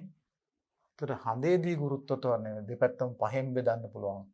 හඳේ ගුරුත්ව ත්වරණය D dash කියන්නේ පල්ලෙහාට තියෙන්නේ. පල්ලෙහාට දෛශික අපි ධන කියලා ගත්තේ. ධන උත්තරයක් එන කියන්නේ පහළට තියෙන්නේ. 40 බෙදීම 25යි. 40 බෙදීම 25යි කියන්නේ 5 වරක් 8 බෙදීම 5යි. ඒ කියන්නේ කීයක් විතර වෙනවද? 1.6ක් විතර වෙනවා. තප්පර වර්ගයට මීටර. තප්පර වර්ගයට මීටර 1.6ක් විතර වෙනවා. එතකොට හඳේ ගුරුත්ව ත්වරණය මේ පිළිතුරේ මොකක් හරි ප්‍රශ්නයක් තියෙනවා. තප්පර වර්ගයට මීටර 1.6යි. පොළවේ ගුරුත්ව ත්වරණයට වැඩිය අඩුයි. 10ට වැඩිය හුඟක් අඩුයි. එතකොට මෙන්න මේක තමයි උත්තරේ වෙන්න ඕන.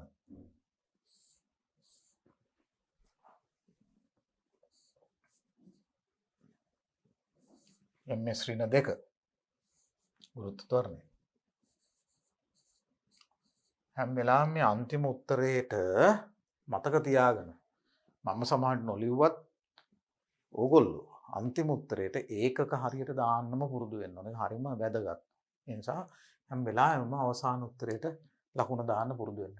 මේක අහන්නේ හඳේ ගුරුත්ව ත්වරණය මේ උත්තරේ වැරදි කියන එක පේනවා තප්පර වලින් එන්න බෑ. පොඩි මුද්‍රණ දෝෂයක්. ඉතින් ඒ නිසා ඒක ප්‍රශ්නයක් නැහැ. මේක තමයි උත්තරේ. අපි ඊළඟ ගැටලුව බලමු. මිනිසෙකු පොළොව මතු පිටදී 20ක ප්‍රවේගයෙන් බෝලයක් ප්‍රක්ෂේපණය කරනවා. එම බෝලය යම් උසක් යනවනේ එතකොට. එතකොට සිරස්ස පක්ෂණය එම බෝලයට එම උසම නැගීමට සෙනසුරු ග්‍රහයා මතු පිටදී කවර ප්‍රවේගයකින් ප්‍රක්ෂේපණය කළ යුතුද? දැන් පොළොව මතදී 20කින් උඩට වීසි කෙරුවා. එතකොට මේක යම් උපරිම උසක් එනවනේ. අවසාන ප්‍රවේගය බිඳුව වෙලා අවසාන ප්‍රවේගය බිඳුව වෙලා පොළවේදී යම් සිම්පල් h කියන උපරිම උසක් යනවා. ඒ උස අපිට හොයන්නත් පුළුවන්. අවසාන ප්‍රවේගය බිඳුවයි ආරම්භක ප්‍රවේගය 20යි. එතකොට අපි බලුවොත් එහෙම පොළොව මතු පිට පොළොව මතු පිට කරුණු ගත්තොත් එහෙම උඩාතර දෛශික ධන කියලා ආරම්භක ප්‍රවේගය 20යි ත්වරණය ඍණ 10යි පොළවේ ගුරුත්ව ත්වරණය ඍණ 10යි අවසාන ප්‍රවේගයේ උඩම තැනට යනකොට බිඳුවයි. මේවනේ අපිට තියෙන්නේ. එතකොට කවර ප්‍රවේගයකින් විසිකරන මේ S අපි හොයමුකෝ. මෙතන අපි B වර්ගය සමානයි මේ S හොයන්න. මේ උපරිම උස B වර්ගය සමානයි U වර්ගය දාන 2S යෙදුවොත් B වර්ගය බිඳුවයි උපරිම තැනදී ප්‍රවේගය බිඳුවයි U වර්ගය 20 වර්ගය 400යි ධන 2යි කියන්නේ ඍණ 20යි සිම්පල් h මෙන්න පොළවේදී මේ කියන උපරිම උස 20යි h කියන්නේ 400යි මේ උපරිම උස h කියන්නේ කීයද? h සමානයි 400 20ෙන් බෙදපුවම 20යි 400 20ෙන් බෙදන් බිඳුවක් කැපෙනවා 20යි මීටර් 20ක් තමයි යන උපරිම උස. මේක මීටර 20යි. දැන් සෙනසුරු ග්‍රහයා මතු පිටදී ඒ උසම යන්න කොච්චර ප්‍රවේගයකින් විසි කරන්න ඕනේ? සෙනසුරු ග්‍රහයා මත ගුරුත්ව ත්වරණය දෙනවා අපිට 22.5යි කියලා. එතකොට දැන් මේ සෙනසුරු ග්‍රහයා මත කියලා ගන්න. මෙන්න සෙනසුරු.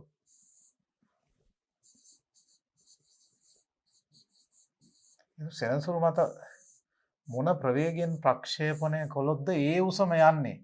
අවසාන ප්‍රවේගය බිඳුව වෙන්න ආරම්භක ප්‍රවේගය කීයක් වෙන්න ඕනද? උස මීටර් 20ම යන්න. උස මීටර් 20ම යන්න. එතකොට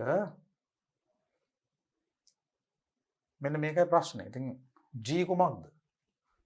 22.5 එකක් දෙනවා. ඒතර අපි උඩාතර දෛශික ධන කියලා ගත්තොත් ආරම්භක ප්‍රවේගය කුමක්ද? මෙන්න මේකයි ප්‍රශ්නේ මෙතන.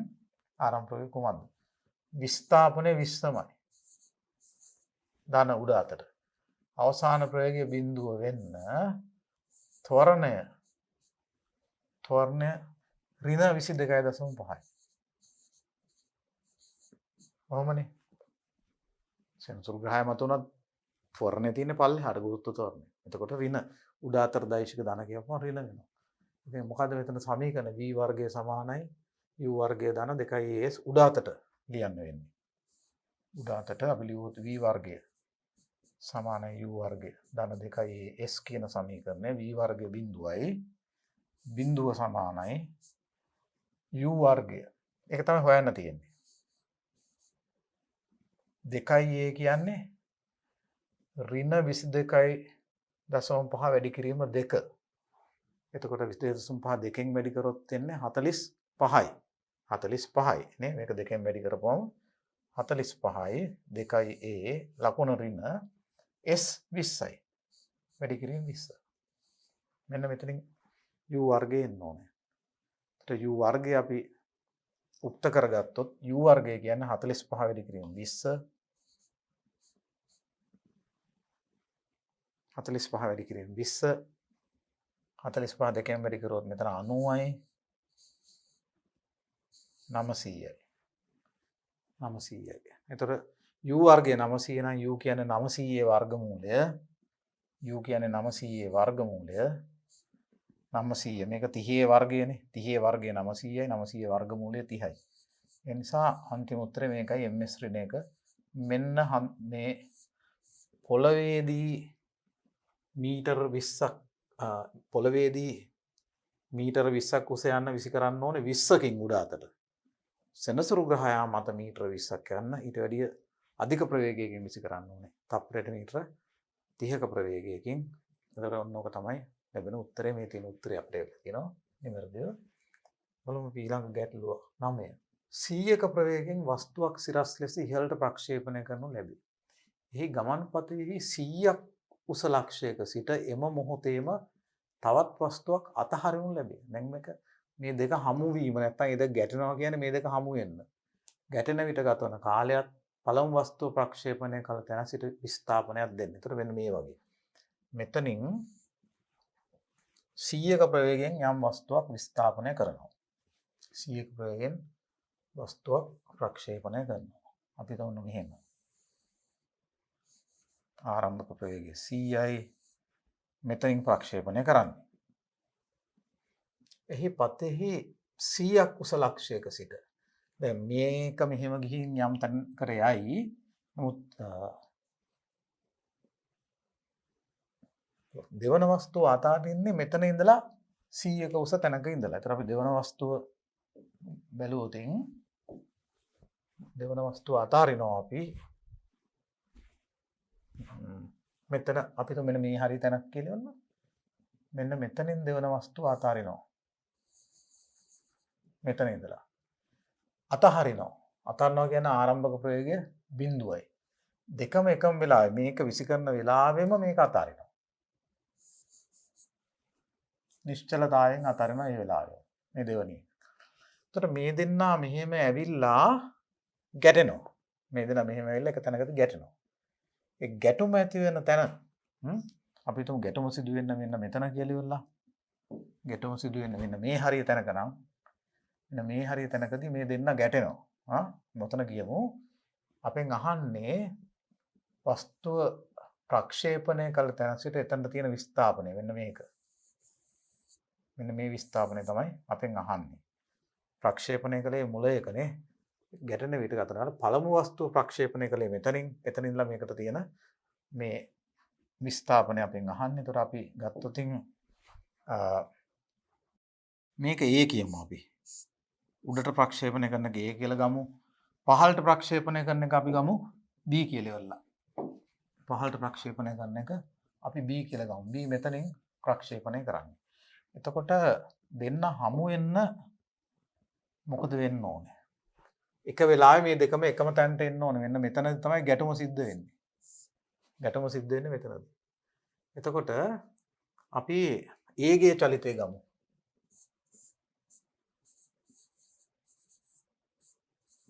කැපිටල් A සඳහා අපි උඩ අතර දෛශික ධනකම ඒක උඩට විසි කරන්නේ. උඩ අතර දෛශික ධන කියමු. ඒතර ආරම්භක ප්‍රවේගය c යි. c එකකින් විසි කරන්න උඩට. ආරම්භක ප්‍රවේගය c යි. එතකොට අපි හිතමු විස්ථාපනය S කියන තැනදී ගැටෙනවා දෙක. ත්වරණය අපි දන්නවා ඍණ 10යි. ගුරුත්ව ත්වරණය ඍණ 10යි උඩ අතර දෛශික ධන කියලා ගත්තාම අපි හිතමු t කියන කාලයකට පස්සේ ගැටෙන්නේ. ගැටෙන විට ගත වෙන කාලය. ඒක අපි t කියමු. දෙකම එකම වෙලාවේ ප්‍රක්ෂේපණය කරන්නේ. එකක් ප්‍රක්ෂේපණය කරන මොහොතේම උඩට අනික උඩින් අතාරිනවා. ඒ කියන්නේ එම මොහොතේම අතාරින්නේ. එතකොට කැපිටල් A සඳහා මේ කරුණු තියෙනවා. B සඳහා මොනවද අපිට තියෙන කරුණු? B ගේ ඔක්කොම දෛශික තියෙන පල්ලෙහාට. එයාට අපි ගමු පල්ලෙහාට දෛශික ධන කියලා. එකම ගැටලුව එක ප්‍රශ්නයක් නැහැ. B ගේ චලිතය පිළිබඳ සියලු කරුණු අපි පහළට කියලා ගත්තොත් ආරම්භක ප්‍රවේගය බිඳුවයි නිශ්චලතාවයෙන් අතාරිනවා. විස්ථාපනය කීයක් වෙන්න ඕනේද? දැන් අතාරින්නේ මීටර් 100ක් උස ලක්ෂයක ඉඳලා. ඒතර මෙන්න මේ මුළු උස මීටර් 100යි. මෙතන මුළු උස මීටර් 100යි.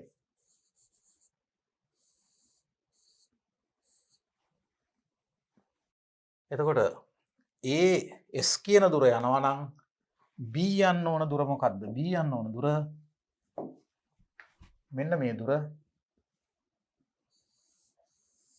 මේ දුර ප්‍රමාණය 100න් S අඩු කරලා ගන්න. 100 ඍණ S.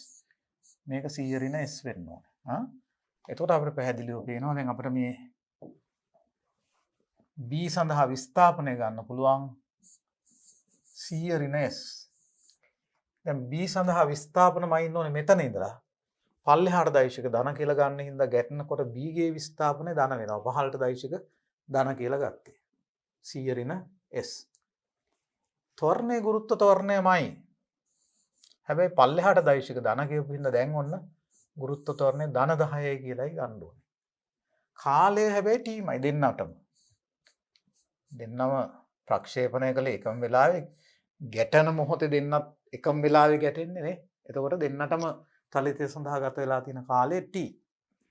දැන් අපිට මේ දෙකෙන් සමීකරණ දෙකක් හදාගන්න වෙන්නේ. මොනවද මේවා සම්බන්ධ කරන සමීකරණ? S සමානයි ut ධන භාගයයි at වර්ගය තමයි අපිට යොදන්න වෙන්නේ. එතකොට අපි මේ සමීකරණ ලියන්න බලමු. මම මේක ඉඳ ටිකක් ගත්තොත්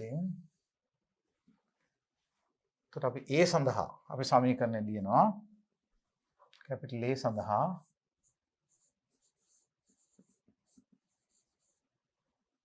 S සමානයි ut ධන භාගයයි at වර්ගය.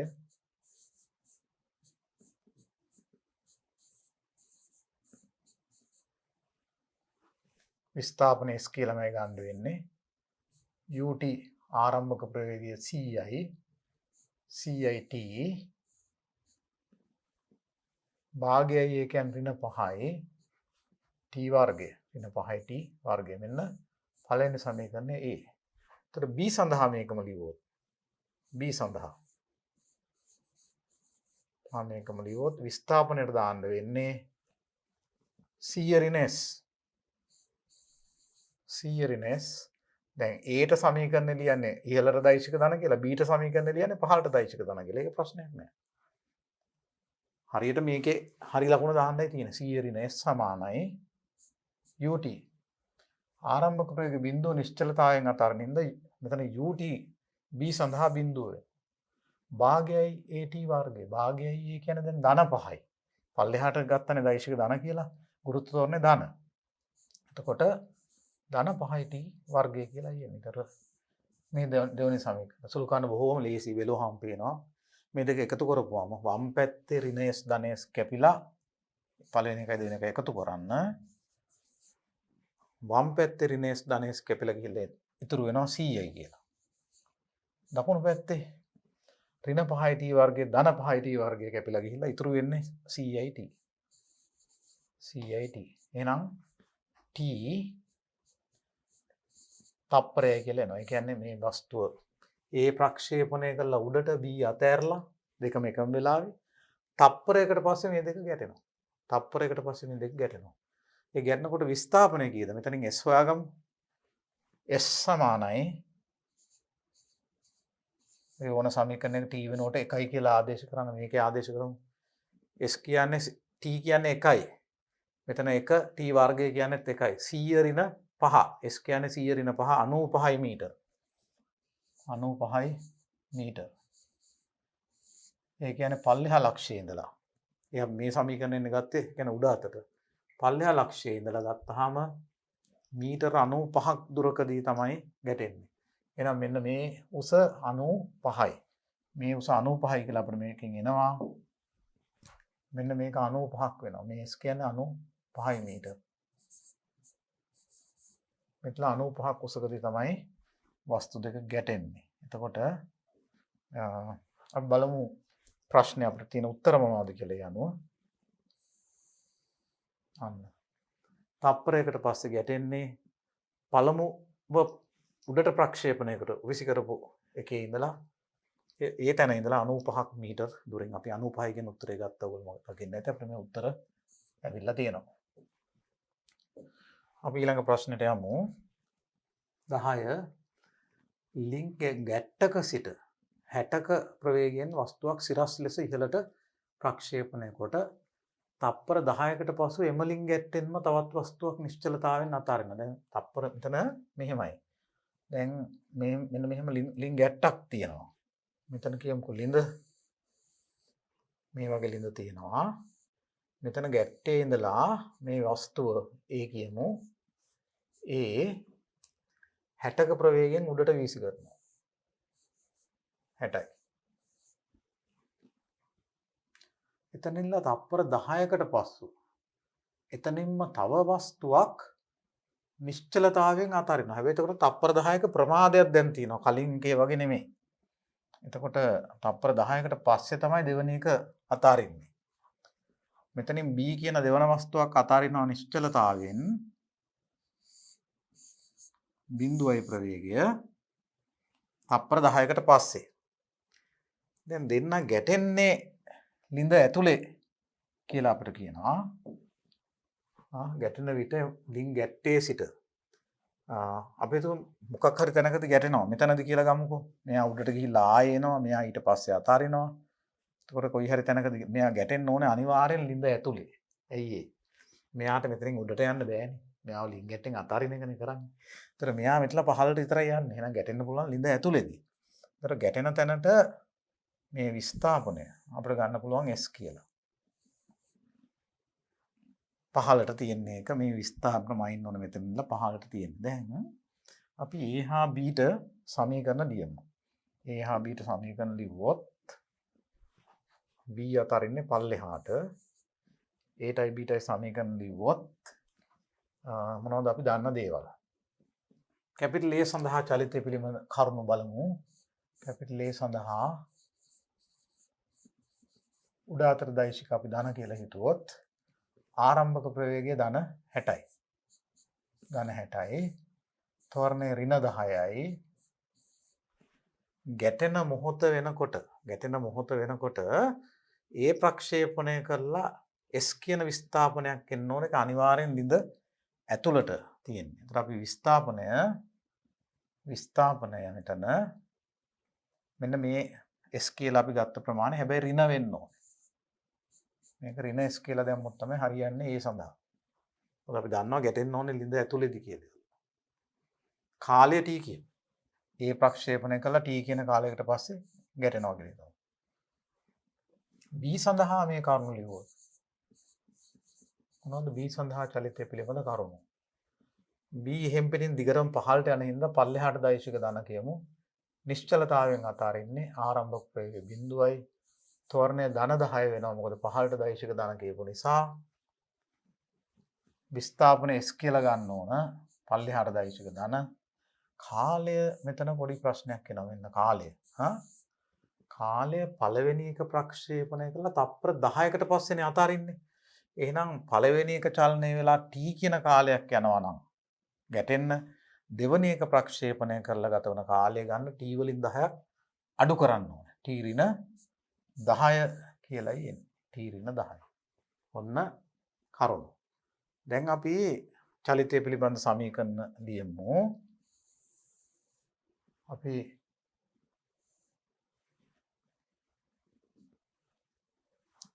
ඒට S සමානයි ut ධන භාගයයි at වර්ගය දාන්නේ.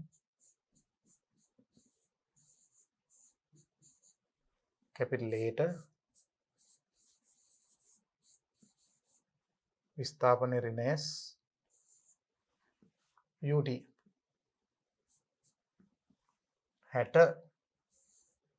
60යි t භාගයයි ඍණ 5යි t වර්ගය. මේකයි සමීකරණය. b සඳහා මේක ගත්තොත්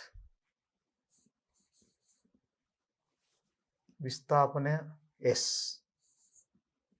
පහළට දෛශික ධන කියලා ගන්න. A සඳහා උඩ අතට B සඳහා පහළට ලියන්නේ සමීකරණ.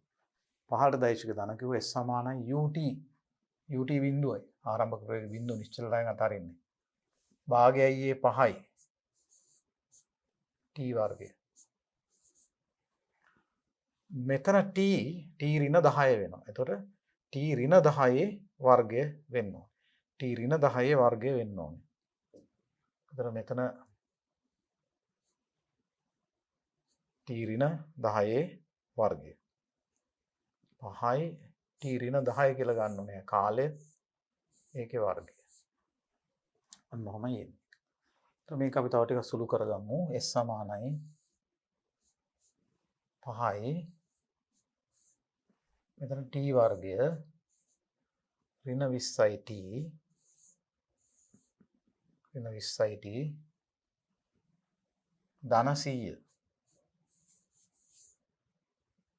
මේක තමයි මේක ඇතුලේ වර්ග කරත් ඔයගොල්ලෝ දන්නවනේ මේක වර්ග මේකේ වර්ගය දෙවරක් මේ දෙකේ ගුණිතය ඊළඟට මේකේ වර්ගය.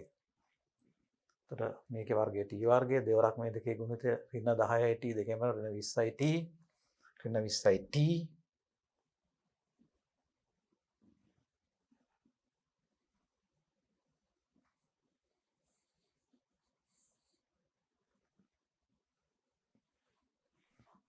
දෙවරක් මේ දෙකේ ගුණිතය ඍණ 20යි t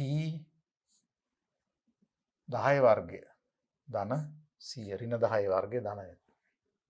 එතකොට මෙතනින් එනවා අපිට s සමානයි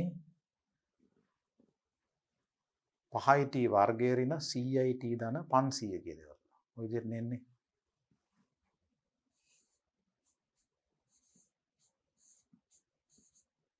කස්සරක් 100යි t ධන මේක පහෙන් වැඩි කරපුවම 500යි. මේක අපි දෙවෙනි සමීකරණය හැටියට ගමු. දැන් අපි පළවෙනි එකයි දෙවෙනි එක එකතු කළොත් මොකද වෙන්නේ? පළවෙනි සමීකරණය දෙවෙනි සමීකරණය එකතු කරමු බලන්න. ඍණ S ධන S වම් පැත්තේ බිඳුව වෙනවා.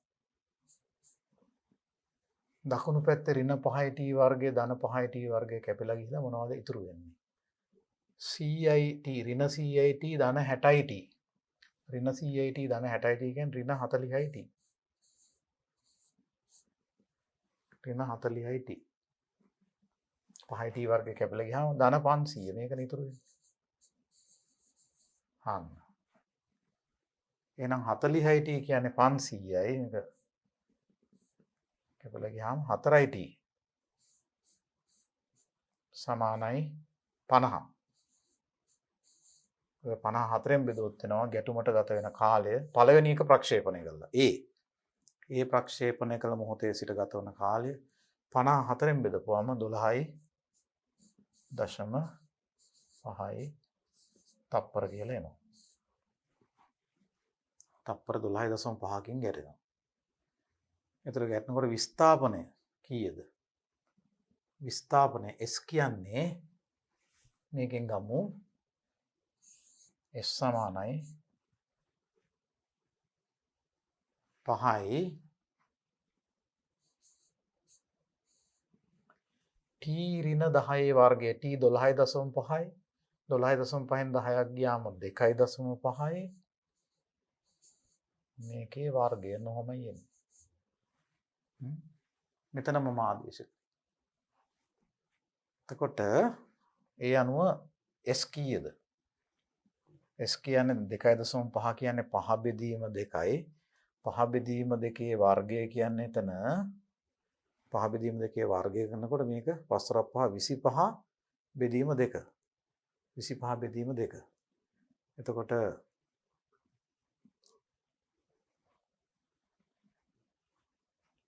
5 වැඩි කිරීම 5 බෙදීම 2 වර්ගය 25 බෙදීම 4.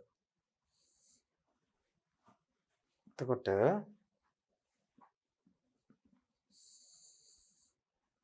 ඒ අනුව S සමානයි කියලා එනවා 5 වරක් 25 125 බෙදීම 4ට කියන්නේ කීයද? 4 වරක් 3 12යි. එතකොට 5ට 4 වරක් 1යි 1ක් විතරුයි 10ට 10 4ෙන් බෙදනකොට 0.2යි 5යි. මේ තියෙන විස්ථාපනය 31.25යි කියලා එනවා. පහළට තියෙන විස්ථාපනය මේ එන්නේ. ඒ අනුව අපි ආපහු මේ රූපෙට ගියොත් එහෙම ඔයගලන්ට පේනවා ඇති මෙතන ඉඳලා 31.25ක් දුරකින් තමයි ඩිංගැට්ටේ සිට ඒ ස්ථානයට තියෙන දුර මීටර 31.25 අපිට හරියටම ආවා. කාලය මේක ගැටෙන්න ගත වෙන අපිට ආව 12.5ක් කියලා. මේ ගැටලුව නැවත පොඩ්ඩක් හදලා බලන්න තමුන්ට පුරුදු වෙන්න පුළුවන්. ඊළඟ ගැටලුව රූපයේ පෙනෙන්නේ අචල ගෝලයක්. එහි ඉහළ මුදුනේ සිට දැන් මේ ගාන තේරුම් ගන්න. ගෝලයක් තියෙනවා. ගෝලයේ ඉහළම තැන ඉඳලා AB AC AD AE කියන ඉතා සුමට සිදුරු. ඉතා සුමට කියන්නේ කිසිම රළු බවක් නැහැ. කිසිම ඝර්ෂණයක් නැති සුමට සිදුරු විදලා තියෙනවා. මේන් AC සිරස් වෙන මේක සිරස් කියලා තියෙනවා. මේක සිරස් වගේ පේන්නේ නැහැ. නමුත් ඒක සිරස් කියලා තියෙනවා. එකම මොහොතේ සමාන සුබන්ට පබළු 4ක් මාර්ග 4 තුලින් ගමන් කරන්න සලස්වනවා. ඉතා සුමට පබළු 4ක් මේ 4න් අතාරිනවා එකම වෙලාවේ. එකම වෙලාවේ. මාර්ග සියල්ල එකම තලයේ තියෙනවා කියලා අරගෙන ප්‍රථමයෙන් ගමන අවසන් කරන්නේ කුමන මාර්ගය තුලින් ගමන් කරන අංශුවද? ගෝලයේ අරය දීලා ඒ කාලය ඒ දේවල් අහන්නේ. මේක අපි බලමු මෙන්න මේ විදිහට.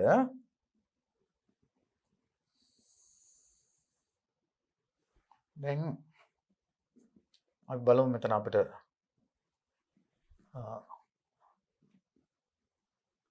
මේ තියෙන ගෝලය කියලා හිතමුකෝ.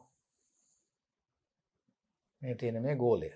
එතකොට මෙන්න මෙහෙම සිරස් විස්කම්බයක් විතරක් අපි දැන්ට ගමු.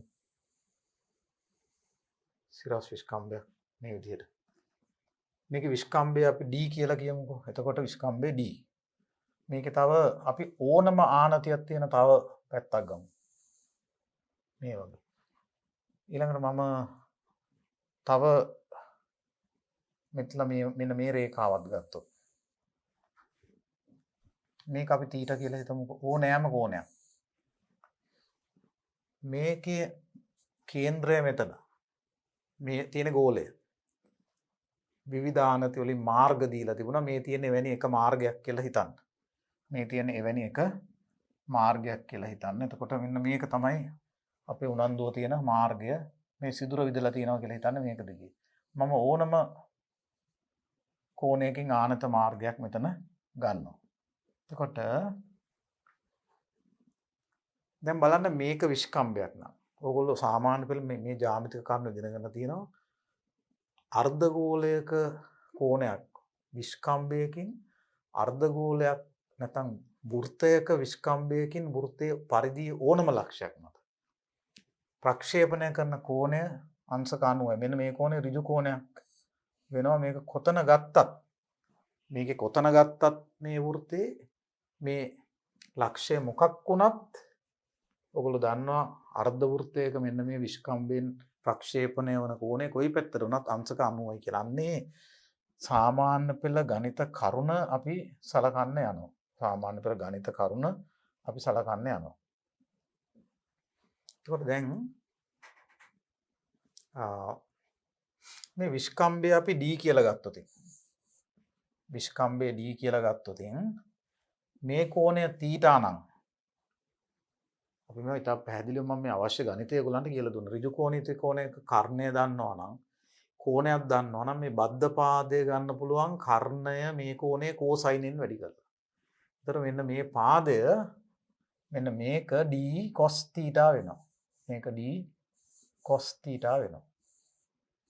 ඒක එකක් මෙතන දැනගන්න තියෙනවා. මම ඕනම θ කෝණයක ආනත මාර්ගයක් ගන්න. D cos θ. දැන් පබළුව මෙහෙම අතහැරියොත් කොච්චර වෙලා යයිද කියලා මම ගන්න යන්නේ. දැන් නිශ්චලතාවයෙන් අතාරින්නේ. ආරම්භක ප්‍රයෝගයේ බිඳුවෙන් පබළුව මෙතනින් මේ පැත්තට අතාරිනවා කියලා හිතන්න මෙන්න මෙහෙම. පබළුව ඒ වගේ මෙතනින් මේ අතට යනවා. පටන් අරගෙන. එතකොට අපි ඕනෑම ආනතයක් ඇති පබළුවක් අපි ගන්නෙ. ඕනෑම ආනත සිදුරක් සලකමු. සලකන්න.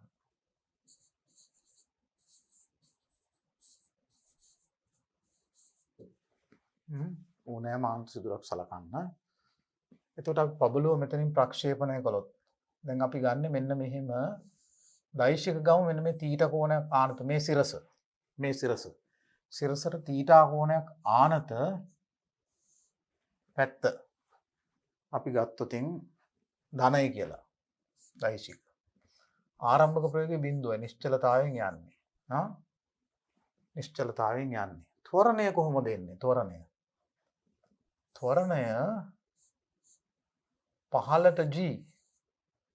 පහළට G ගුරුත්ව ත්වරණය. හැබැයි තීටා කෝණයක් ආනත පැත්තට ත්වරණය අපි ඉගෙන ගත්ත දෛශික කරනකොට අපිට මේ දේවල් හරියට පැටලෙනවා නම් ආපහු දෛශික පාඩම බලන්න මගේ. දෛශික වල අපි ඉතා පැහැදිලිව ඉගෙන ගත්තා මේ යම් කිසි ආනත පැත්තකට දෛශිකයක සංරචකය නැත්තම් බලපෑම කොහොමද ගන්න කියලා. දැන් මේ වගේ ආනත මාර්ගයක පබළුව අතහැරියාම ඒ පබළුව ගුරුත්ව ත්වරණයේ දෛශිකයක්. පබළුව යන්නේ ගුරුත්ව ත්වරණයෙන් නෙමෙයි ගුරුත්ව ත්වරණයෙන් යන සිරස් අතර නිදහසේ යන්න තියෙන්නේ. දැන් මේ ආනත මාර්ගයේ යනකොට ගුරුත්ව ත්වරණයේ ඒ පැත්තට තියෙන සංරචකය තමයි බලපාන්නේ. අන්න. එතකොට පල්ලෙහාට ත්වරණය G නම් මොකද්ද මේ පැත්තට ත්වරණය? මේ ආනත පැත්තට ත්වරණය. තීටා කෝණයක් ආනත පැත්තට ත්වරණය වෙන්නේ මේ ගුරුත්ව ත්වරණයේ සංරචකය G cos θ. G cos θ තමයි සංරචකය වෙන්නේ. එතකොට මේ අපි ආනත පැත්තට ගත්තාම ත්වරණය G cos θ වෙනවා. විස්ථාපනය වෙන්නේ මොකද්ද? විස්ථාපනය. මෙන්න මේ ගමන කෙලවර කරන්න මෙතනට එන්න එපේ. මේ අවසාන ලක්ෂ්‍ය ගමනේ. පබළුව මේ ඕනෑම ආනතයකින් ගමන් කරන මාර්ගයේ කෙලවරට එන්න නම් කොච්චර දුර යන්න ඕනද? විස්ථාපනය වෙන්න ඕනේ මේ පැත්තට. මේක D නම් මේ D cos θ කියන විස්ථාපනයක් ඇති කරන්න ඕනේ. S කියන්නේ එතකොට D cos θ. ඒතර අපි ඔක්කොම දෛශික කරුණු දැන් කතා කරන්නේ මේ ආනත මාර්ගෙ දිගේ. ආනත මාර්ග දිගේ පබළුව නිදහස් කරනවා ආරම්භක ප්‍රයෝගයේ බිඳුව. නිශ්චලතාවයෙන් අතාරින්න පබළුව. පබළුවට ත්වරණයක් තියෙන්නේ ගුරුත්ව ත්වරණයේ මේ පැත්තට සංරචකය G cos θ. පබළුව ගමන් කරන්න ඕන දුර විස්කම්භය D නම් D cos θ. ඔහොම නෙන්නේ. දැන් කොච්චර වෙලා යනවද මේකට එන්න? මොකද්ද අපි දාන්න ඕනේ? T හොයන්න. S = ut දන අපි මේ ආනත පැත්තට දාමු මේක. මේ සමීකරණය. ආනත පැත්තට අපි දැම්මොත් S = ut ධන භාගයයි at වර්ගය. මේ අතට S = ut ධන භාගයයි at වර්ගය. S කියන්නේ D cos θ.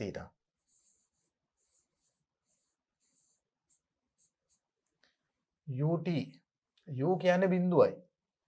ut කියන්නේ බිඳුව වෙනවා. ධන භාගයයි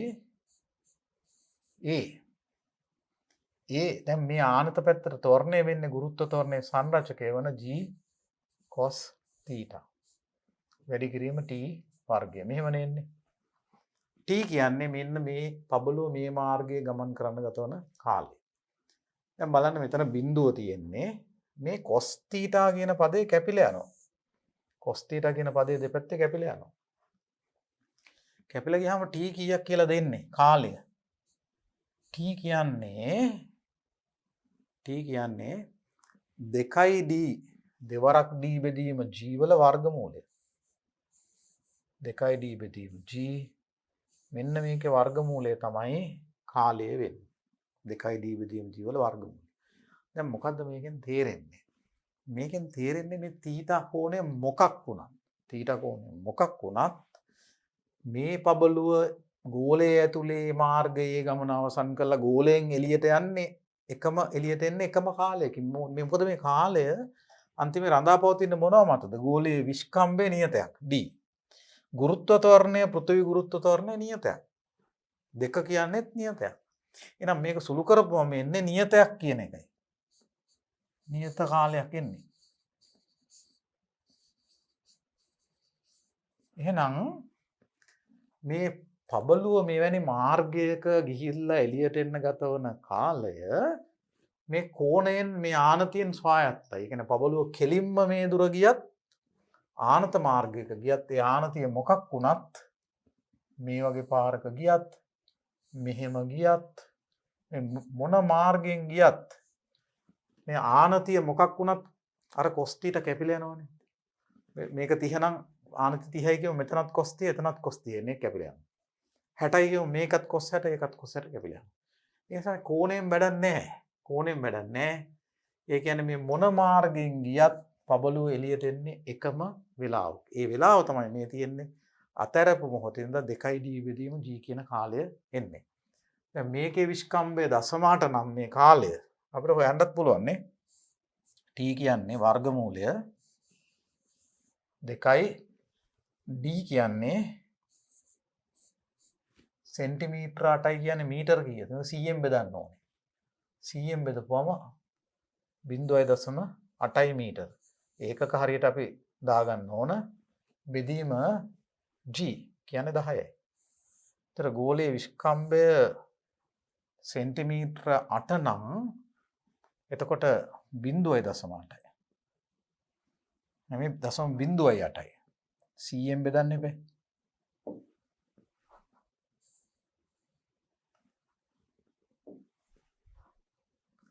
සෙන්ටිමීටර 8යි කියන්නේ මීටර 0.8යි. මෙහෙමනේ එන්නේ. දැන් මෙන්න මේක සුළු කරොත් කාලය එනවා. අපිට මේක සුළු කරගත්තොත් මොන මාර්ගයේ ගියත් පබළුව ගෝලයෙන් එළියට එන්නේ එකම කාලයකදී. මේ දිගේ ගියත් මෙහෙ ගියත් මේ මොකක් වුණත් එකම මාර්ගයෙන් එන්නේ. ඒතකොට ඕක හරියට කිව්වට පස්සේ ඔබට මේ ගැටලුවට උත්තර හැටපියව ලියන්න වෙන්නේ මෙච්චරයි. නේද? මාර්ග එකම තලයේ නැතත් මේකම තමයි. මේ පැත්තට තිබුණත් කොයි පැත්තට තිබුණත් අන්තිමේ විභේදනය කරලා ගත්තාම cos θ කැපිලා යනවා. ඊයano මේකට උත්තරය එන්නේ මෙහෙමයි.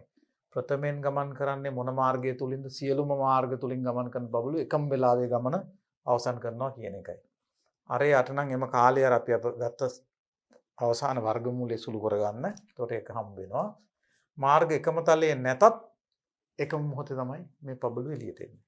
ඒක තමයි ඒකට උත්තරේ. ඒකට වෙනස් විදිහකට ඒකට හදන්න ඕන. මේක බිම් පට්ටමේ ඇති බඩු තොගයක් සිරස්ව මීටර 24ක් උසට දොඹකරයකින් උසවනු ලැබේ. පළමු මීටර 16 දෙකක තොරණයකින්ද එතන සිට ඒකාකාර මන්දනයකින්ද දොඹකරය ක්‍රියා කරයි. දැන් මෙතන ගුරුත්වය යටතේ නිදහස් චලිතයක් නෙමෙයි කියන්නේ දොඹකරයකින් අදිනකොට බඩු තොගයක් දොඹකරයකින් අදිනකොට මේ වගේ කප්පියක් වටේ යන රැහැනකින් මේ බඩු තොගේ ගැට ගහලා මේක අදිනවා උඩට අදින්නේ. මේක ගුරුත්වය යටතේ නිදහස් සිරස් චලිතය නෙමෙයි වෙනම දොඹකරේ කඹයෙන් ඇති වෙන බලපෑම යටතේ තමයි යන්නේ. ඒතර මීටර 24ක් උසට මේක ඔසවනවා කියලා කියනවා. බඩු තොගේ මීටර 24ක් උසට ඔසවනවා.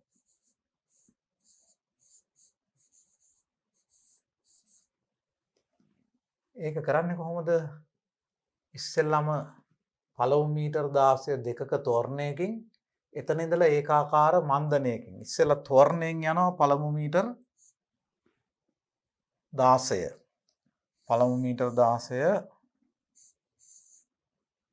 යනවා තොරණයෙන්. ඒතර ඉතුරු මීටර් 8 මන්දනයෙන් ගිහින් බඩු තොගය මෙතන නවතනවා කියමුකෝ. ඔකයි කතන්දරේ. එතකොට බඩු තොගය එසවීමට ගතන කාලය සොයන්න. දැන් අපි මේකේ චලිතයට පොඩි ප්‍රවේගකාල ප්‍රස්ථාරයක් කරනවා. මේකට ගුරුත්වය යටතේ චලිතය සිරස් චලිතය කිසිම සම්බන්ධයක් නැහැ. ප්‍රවේගකාල ප්‍රස්ථාරයක් ඇන්දොත් බඩු තොගය නිශ්චලතාවයෙන් පටන් අරන් උඩට යනවා. මුලින් යන්නේ දෙකක තොරණයෙන්. මේකේ බෑවුම 2යි tan alpha 2යි. ඊට පස්සේ මන්දණයෙන් ගිහින් නවතිනවා. මෙන්න මේ කොටසේ ක්ෂේත්‍රඵලය තමයි තොරණයෙන් ගිය දුර. මේකේ ක්ෂේත්‍රඵලය 16යි. මේ ක්ෂේත්‍රඵලය 16යි. මේ කැලේ ක්ෂේත්‍රඵලය 16යි. මේක 16යි. මේක එතකොට 8යි. මේකේ ක්ෂේත්‍රඵලය 8යි. එතකොට අපි ගත්තොත් එහෙම තොරණයෙන් ගිය කාලය මෙන්න මේ ටික t කියලා. මේ උස මේකට ලැබෙන උපරිම ප්‍රවේගය යම් තැනකදී තියෙනවනේ. මේක අපි v කියලා ගත්තොතින් මේ v බෙදීම t tan alpha ට සමාන වෙන්න ඕන. අපි මේක ගණන් ඕන තරම් හැදුවා. tan alpha සමානයි v බෙදීම t. tan alpha කියන ත්වරණය 2යි. පළමු කොටසේ ත්වරණය 2යි. v බෙදීම t. එතකොට මේ v කියන්නේ 2යි t කියලා එනවා. v සමානයි 2යි t.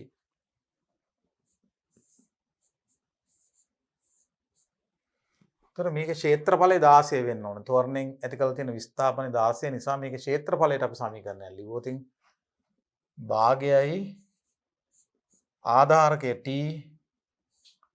ලම්බක උස 2යි t මේක 16 එන්න ඕන. 16 එන්න ඕන. මේ 2යි 2යි කැපිලා ගියාම t වර්ගය කියන්නේ 16යි t කියන්නේ 4යි කියලා එනවා. මේ 2යි 2යි කැපෙනවා t වර්ගය 16යි t කියන්නේ 4යි. මේ කාලය තප්පර 4යි. දැන් මේක 4 නම් මේ ඉතුරු කාලය අපිට හොයන්න පුළුවන්. මේක මේ 2යි t එහෙනම් මෙන්න මේක 8යි තප්පරයට මීටර. මෙන්න මේක 8යි ms ඍණ එක. මේ උස 8යි. 8යි ms ඍණ එක. එතකොට මේ කාලය මොකක්ද? මෙතනට යන ගතවන කාලය. මේ කාලේ අපි කැපිටල් T කිව්වොත් මෙතන මේකේ ක්ෂේත්‍රඵලය 8යිනේ. මේකේ ක්ෂේත්‍රඵලයට මම මේ සමීකරණ ලියන්නේ ඊළඟ ත්‍රිකෝණයට 8 සමානයි මේ ක්ෂේත්‍රඵලය භාගයයි ආධාරකයේ කැපිටල් T වැඩි කිරීම ලම්බක උස. ලම්බක උස මෙන්න මේක වෙන්නේ V8යි. 8යි. එතකොට මේ 8යි මේ 8යි කැපිලා ගිහලා මේ පැත්තේ 1 එන්නේ. ඒතර හරස් වැඩි කරාම t කියන්නේ තප්පර 2යි කියලා එනවා. කැපිටල් T තප්පර 2යි. එතකොට මේ බඩු තොගය එසවීමට යන මුළු කාලය කීයද? මෙතන තප්පර 4යි, මෙතන තප්පර 2යි. තප්පර 6ක් යනවා මුළු කාලය. මුළු කාලේ තප්පර 6යි. මේ තියෙන උත්තරේ. තප්පර 6යි. දැන් කියන්නේ මේකයි. මෙහෙම බඩු මේ ක්‍රමයට ඔසවනකොට එක බඩු තොගයක් එසවීමේදී මේ විදිහට දැන් මේක ඇදගෙන යනවා. මෙතනට යන්න තප්පර 6ක් යනවා. මෙතනට යන්න තප්පර මුළු කාලේ 6යි. කාලය බිඳුවෙන් පටන් අරන් මෙතනට එනකොට තප්පර 6ක් යනවා. හැබැයි තප්පර 5කදී ඒ කියන්නේ බඩු තොගය මෙන්න මේ හරිය තියෙද්දි නේ බලන්න බඩු තොගය මෙන්න මේ හරිය තියෙද්දි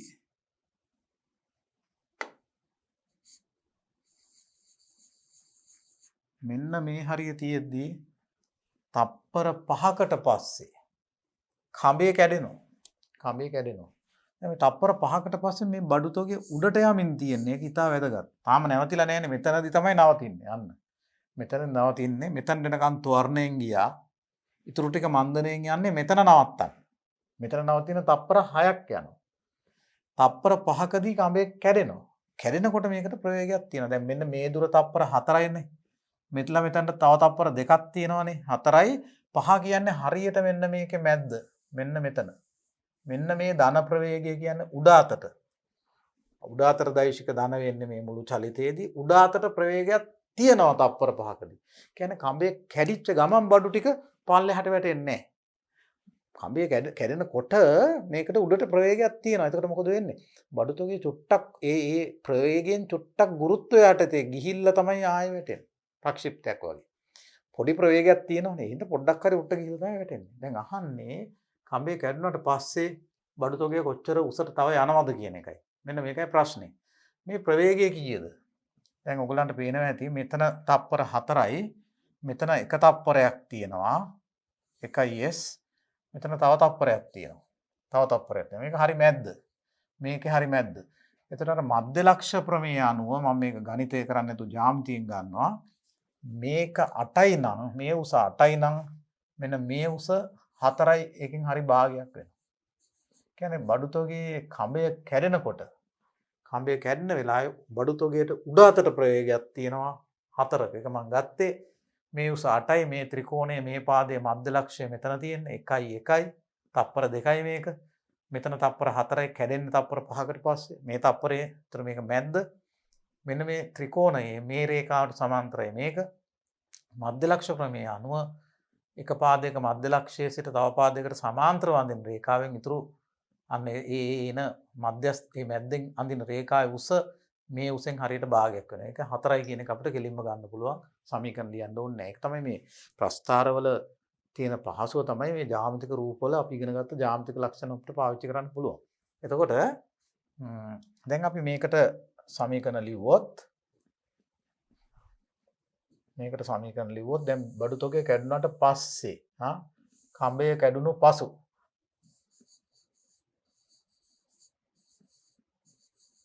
කඹය කැඩුණු පසු තත්ත්වය මොකද්ද? මෙහෙම දෙයක් වෙන්නේ. මේ බඩු තොගය කඹය කැඩුණු ගමන් ගුරුත්වයට නිදහස් වෙනවා. කඹය දැන් නැහැ. මේක මේ වෙලාවේ මේ අතට 4ක ප්‍රවේගයක් තියෙනවා. අන්න ඒකයි ප්‍රශ්නේ. 4ක ප්‍රවේගයක් තියෙනවා. ඒ නිසා මේක චුට්ටක් දුර ඔය වගේ උඩ ගිහිල්ලා ආයෙ වැටෙන්නේ හොම. මේ දුර කීයද? මෙතනදී ප්‍රවේගය බිඳුවයි. උඩම දැන් නැවතිලා ආයෙ වැටෙනකොට මෙන්න මේ උස අහන්නේ. කොච්චර උඩට ගිහිල්ලාද වැටෙන්නේ? h සරල ප්‍රක්ෂිප්ත ගැටලුව සිරස් චලිතය. අපි උඩ අතට ගත්තොත් ආරම්භක ප්‍රවේගය 4යි, අවසාන ප්‍රවේගය 0යි, ත්වරණය ඍණ 10යි. විස්ථාපනය කීයද? h. ඒතර v වර්ගය සමානයි u වර්ගය ධන 2as. v කියන්නේ 0යි.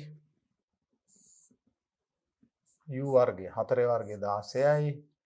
ඍණ 2යි ඍණ 10 වැඩි කියන්නේ 20 20is 20is කියන්නේ 16යි s කියන්නේ 16 බෙදීම 20 කියන්නේ 4 බෙදීම 5 0.8යි මීටර. මීටර 8ක් තව උඩට ගිහිල්ලා තමයි මේ වැටෙන්නේ.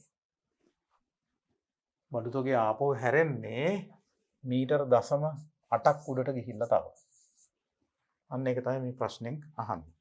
බලමු අපි ඊළඟ ගැටලුව. රූපය දැක්වෙන්නේ තප්පර 10න් එකෙන් 10න් එකට ක්‍රියාත්මක වන කැමරාවකින් සිරස්ව ප්‍රක්ෂේපණය කළ බෝලයකගත් ඡායාරූප. එකම සටහනක පවතින පරිදි සකස් කළ විට ලැබෙන සටහනක්. බෝලය ප්‍රක්ෂේපණය කරන ලද්දේ මීටර පරිමාණයක් අසලෙනි. පරීක්ෂණයෙන් ලබාගත් රූපයද පසෙක දැක්වේ.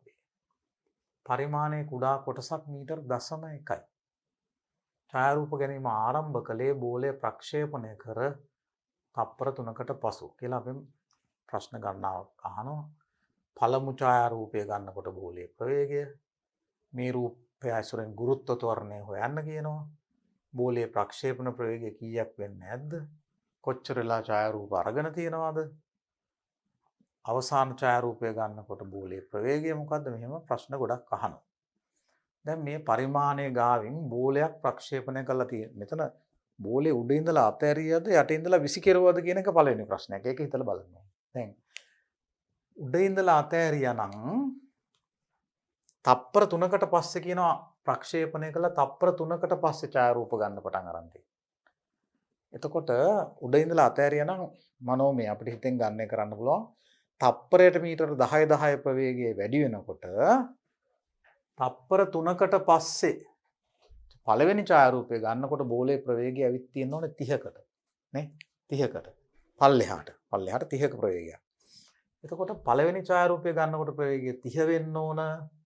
තප්පර 10න් එකකින් ඊළඟ ඡායාරූපය ගන්නකොට අඩුම ගානේ 30ක ප්‍රවේගය වැඩි කිරීම තප්පර 10න් එක කියව. 30 වැඩි කිරීම 10න් එක කියන්නේ මීටර 3ක් වත් පළවෙනි ඡායාරූප දෙක අතර දුර මීටර 3ක්වත් තියෙනවා. උඩ ඉඳලා අතෑරපු එකක් නම් උඩ ඉඳලා අතෑරලා උඩ ඉඳලා ප්‍රක්ෂේපණය කරුවා නම් මේක නේද? තප්පර 3කට පස්සේ මම ගත්තේ මේ ඡායාරූප නිශ්චලතාවයෙන් අතෑරියත් අඩු ගානේ පළවෙනි ඡායාරූප අතර දුර මීටර 3ක් තියෙනවා. විසිකරුවා නම් ඊටත් වැඩි දුරක් එන්න ඕන. ඒ නිසා උඩ ඉඳලා ප්‍රක්ෂේපණය කරුවා වෙන්න බෑ මේක. මේක මේ පහළ ඉඳලා උඩට වීසි කරපු එකක්. පහළ ඉඳලා උඩට වීසි කරපු එකක් කියලා පැහැදිලිවම තේරෙනවා. උඩ ඉඳලා ප්‍රක්ෂේපණය කරන්න බෑ. එහෙනම් මේක අපිට එනවා අපිට තේරුම් ගන්න පුළුවන් මේකේ ප්‍රශ්නේ අහලා නැහැ. කොයි අතරද ප්‍රක්ෂේපණය කළේ කියන එක අපි තේරුම් ගන්න ඕනේ. මේක යට ඉඳලයි උඩට ප්‍රක්ෂේපණය කරලා තියෙන්නේ. එතකොට මේකේ මේ පළවෙනි ඡායාරූපය එතකොට මේක. දෙවෙනි එක මේක. දැන් මෙතන කොච්චර ඡායාරූප අරන් තියනවද? 1යි මෙන්න පරතර කාල පරතර තප්පර 10න් කියවා 1යි 2යි 3යි 4යි 5යි 6යි 7යි 8යි 9යි 10යි. ඒ නිසා මෙතනට මේ මුළු කාලය තප්පර 10ක් වෙන්න ඕන. තප්පර 10න් කියවා 10ක් 10න් එක වැඩි කිරීම 10 කියන්නේ 1යි තප්පර. එහෙනම් මෙතන ඉඳලා මෙතනට මේ බෝලේ යන්න ගිහින් තියෙන මුළු කාලය තප්පරයයි කියලා එනවා. තප්පරයයි කියලා එනවා. ඒ තප්පරය තුල කොච්චර දුර ගිහින් තියෙනවද? මේ එක කෑල්ලක් මීටර 0.1ක් නම් මේ ලොකු දුර ප්‍රමාණයක්. මෙන්න මෙතන බිඳුව කියලා ගත්තොත් මේක මීටර 1ක් වෙනවා. මීටර 2 3 4 මෙතනට මීටර 5යි. පළවෙනි ඡායාරූපය මේක අන්තිම ඡායාරූපය මේක ඔන්න ඔහොමයි තියෙන්නේ. එතකොට අපි මෙතනදී මේ පළවෙනි ඡායාරූපය ගන්න වෙලාවේ බෝලේ ප්‍රවේගය u කියලා ගත්තොතින් මීටර 5ක් යන්න තප්පරයක් ගිහින් තියෙනවා. මීටර 5ක් යන තප්පරයක් ගිහින් තියෙනවා. අන්න ඔහොම ප්‍රශ්නයක් තියෙන්නේ. එතකොට දැන් මෙන්න මේක පාවිච්චි කරලා කොහොමද අපි මේ ගාන හදාගන්නේ? මෙතන මුළු දුර මීටර 5යි. මීටර 5ක් යන්න ගිහින් තියෙනවා තප්පරයක්. එතකොට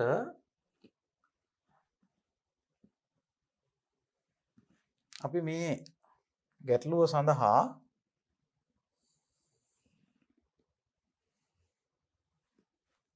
බැලුවොතින් මේ සමීකරණය දාන්න S සමානයි ut ධන භාගයයි at වර්ගය කියන සමීකරණය දැම්මුතින්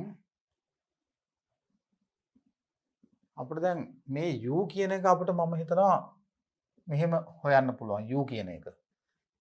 ආරම්භයේ විසි කරලා තියෙන්නේ යම් ප්‍රවේගයකින්ද තප්පර 3කට පස්සේනේ මේ ඡායාරූපය ආරම්භ තියෙන්නේ. ඒතර ආරම්භක ප්‍රවේගයට වැඩිය මේක 10 10 අඩු වෙලා තමයි මේ ප්‍රවේගය ඇවිල්ලා තියෙන්නේ. මේ විස්ථාපනය අපි දන්නවා මෙතනින්ලා මීටර 1ව ගත්තොත් මීටර 5ක් තියෙනවා. බලන්න 1යි 2යි 3යි 4යි 5යි අපි කලින් කියපු විදිහට මීටර 5ක විස්ථාපනයක් තියෙනවා මේකේ. මීටර 5ක විස්ථාපනයක් තියෙනවා. විස්ථාපනය 5යි. ආරම්භක ප්‍රවේගය u කියලා ගත්තොත් කාලය තප්පරයයි. එතකොට 5 සමාන මේක තප්පරය වැඩි කිරීම u භාගයයි at වර්ගය. එතකොට අපිට ඒ වල එක සමීකරණයක් මේකෙන් ගන්න පුළුවන්.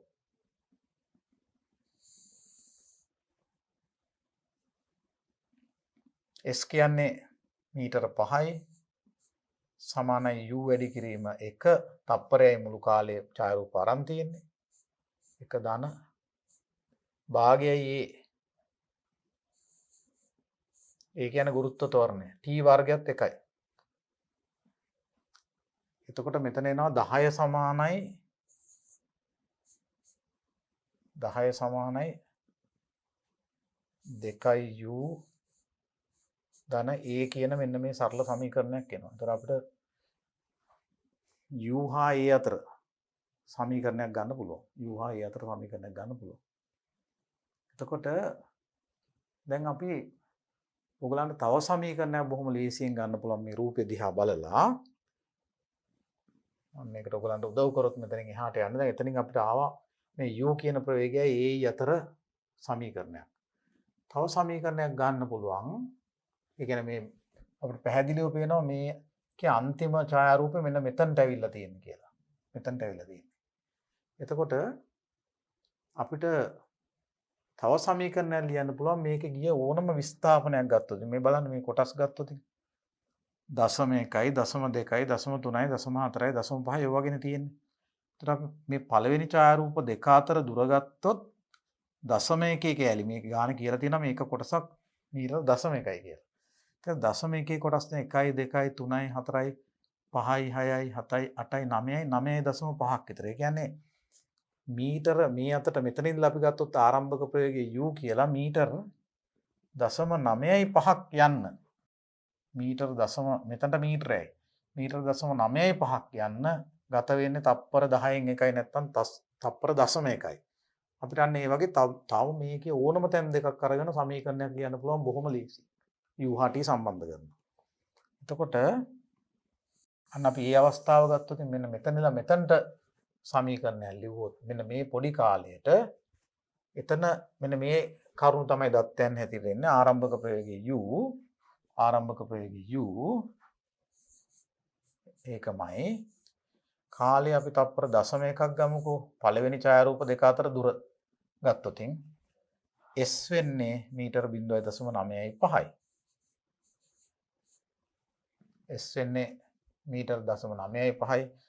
කාලය තප්පර 0.1යි. දැන් මේවා සම්බන්ධ කරොත් ආපහු අපිට ලියන්න පුළුවන් s සමානයි ut ධන භාගයයි at වර්ගය. අපි ගුරුත්ව ත්වරණය දන්නේ නැහැ කියලා හිතමු.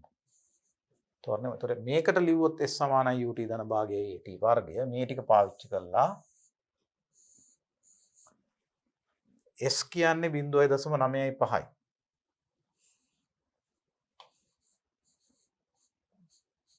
ut කියන්නේ 0.1යි u.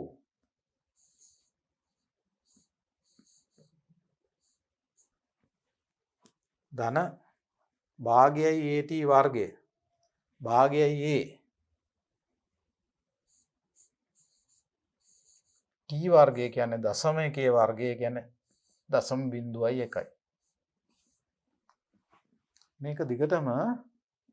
මේක දිගටම ඔයගලන්ට පුළුවන් cm වැඩි කරන්න. එතකොට එනවා 95.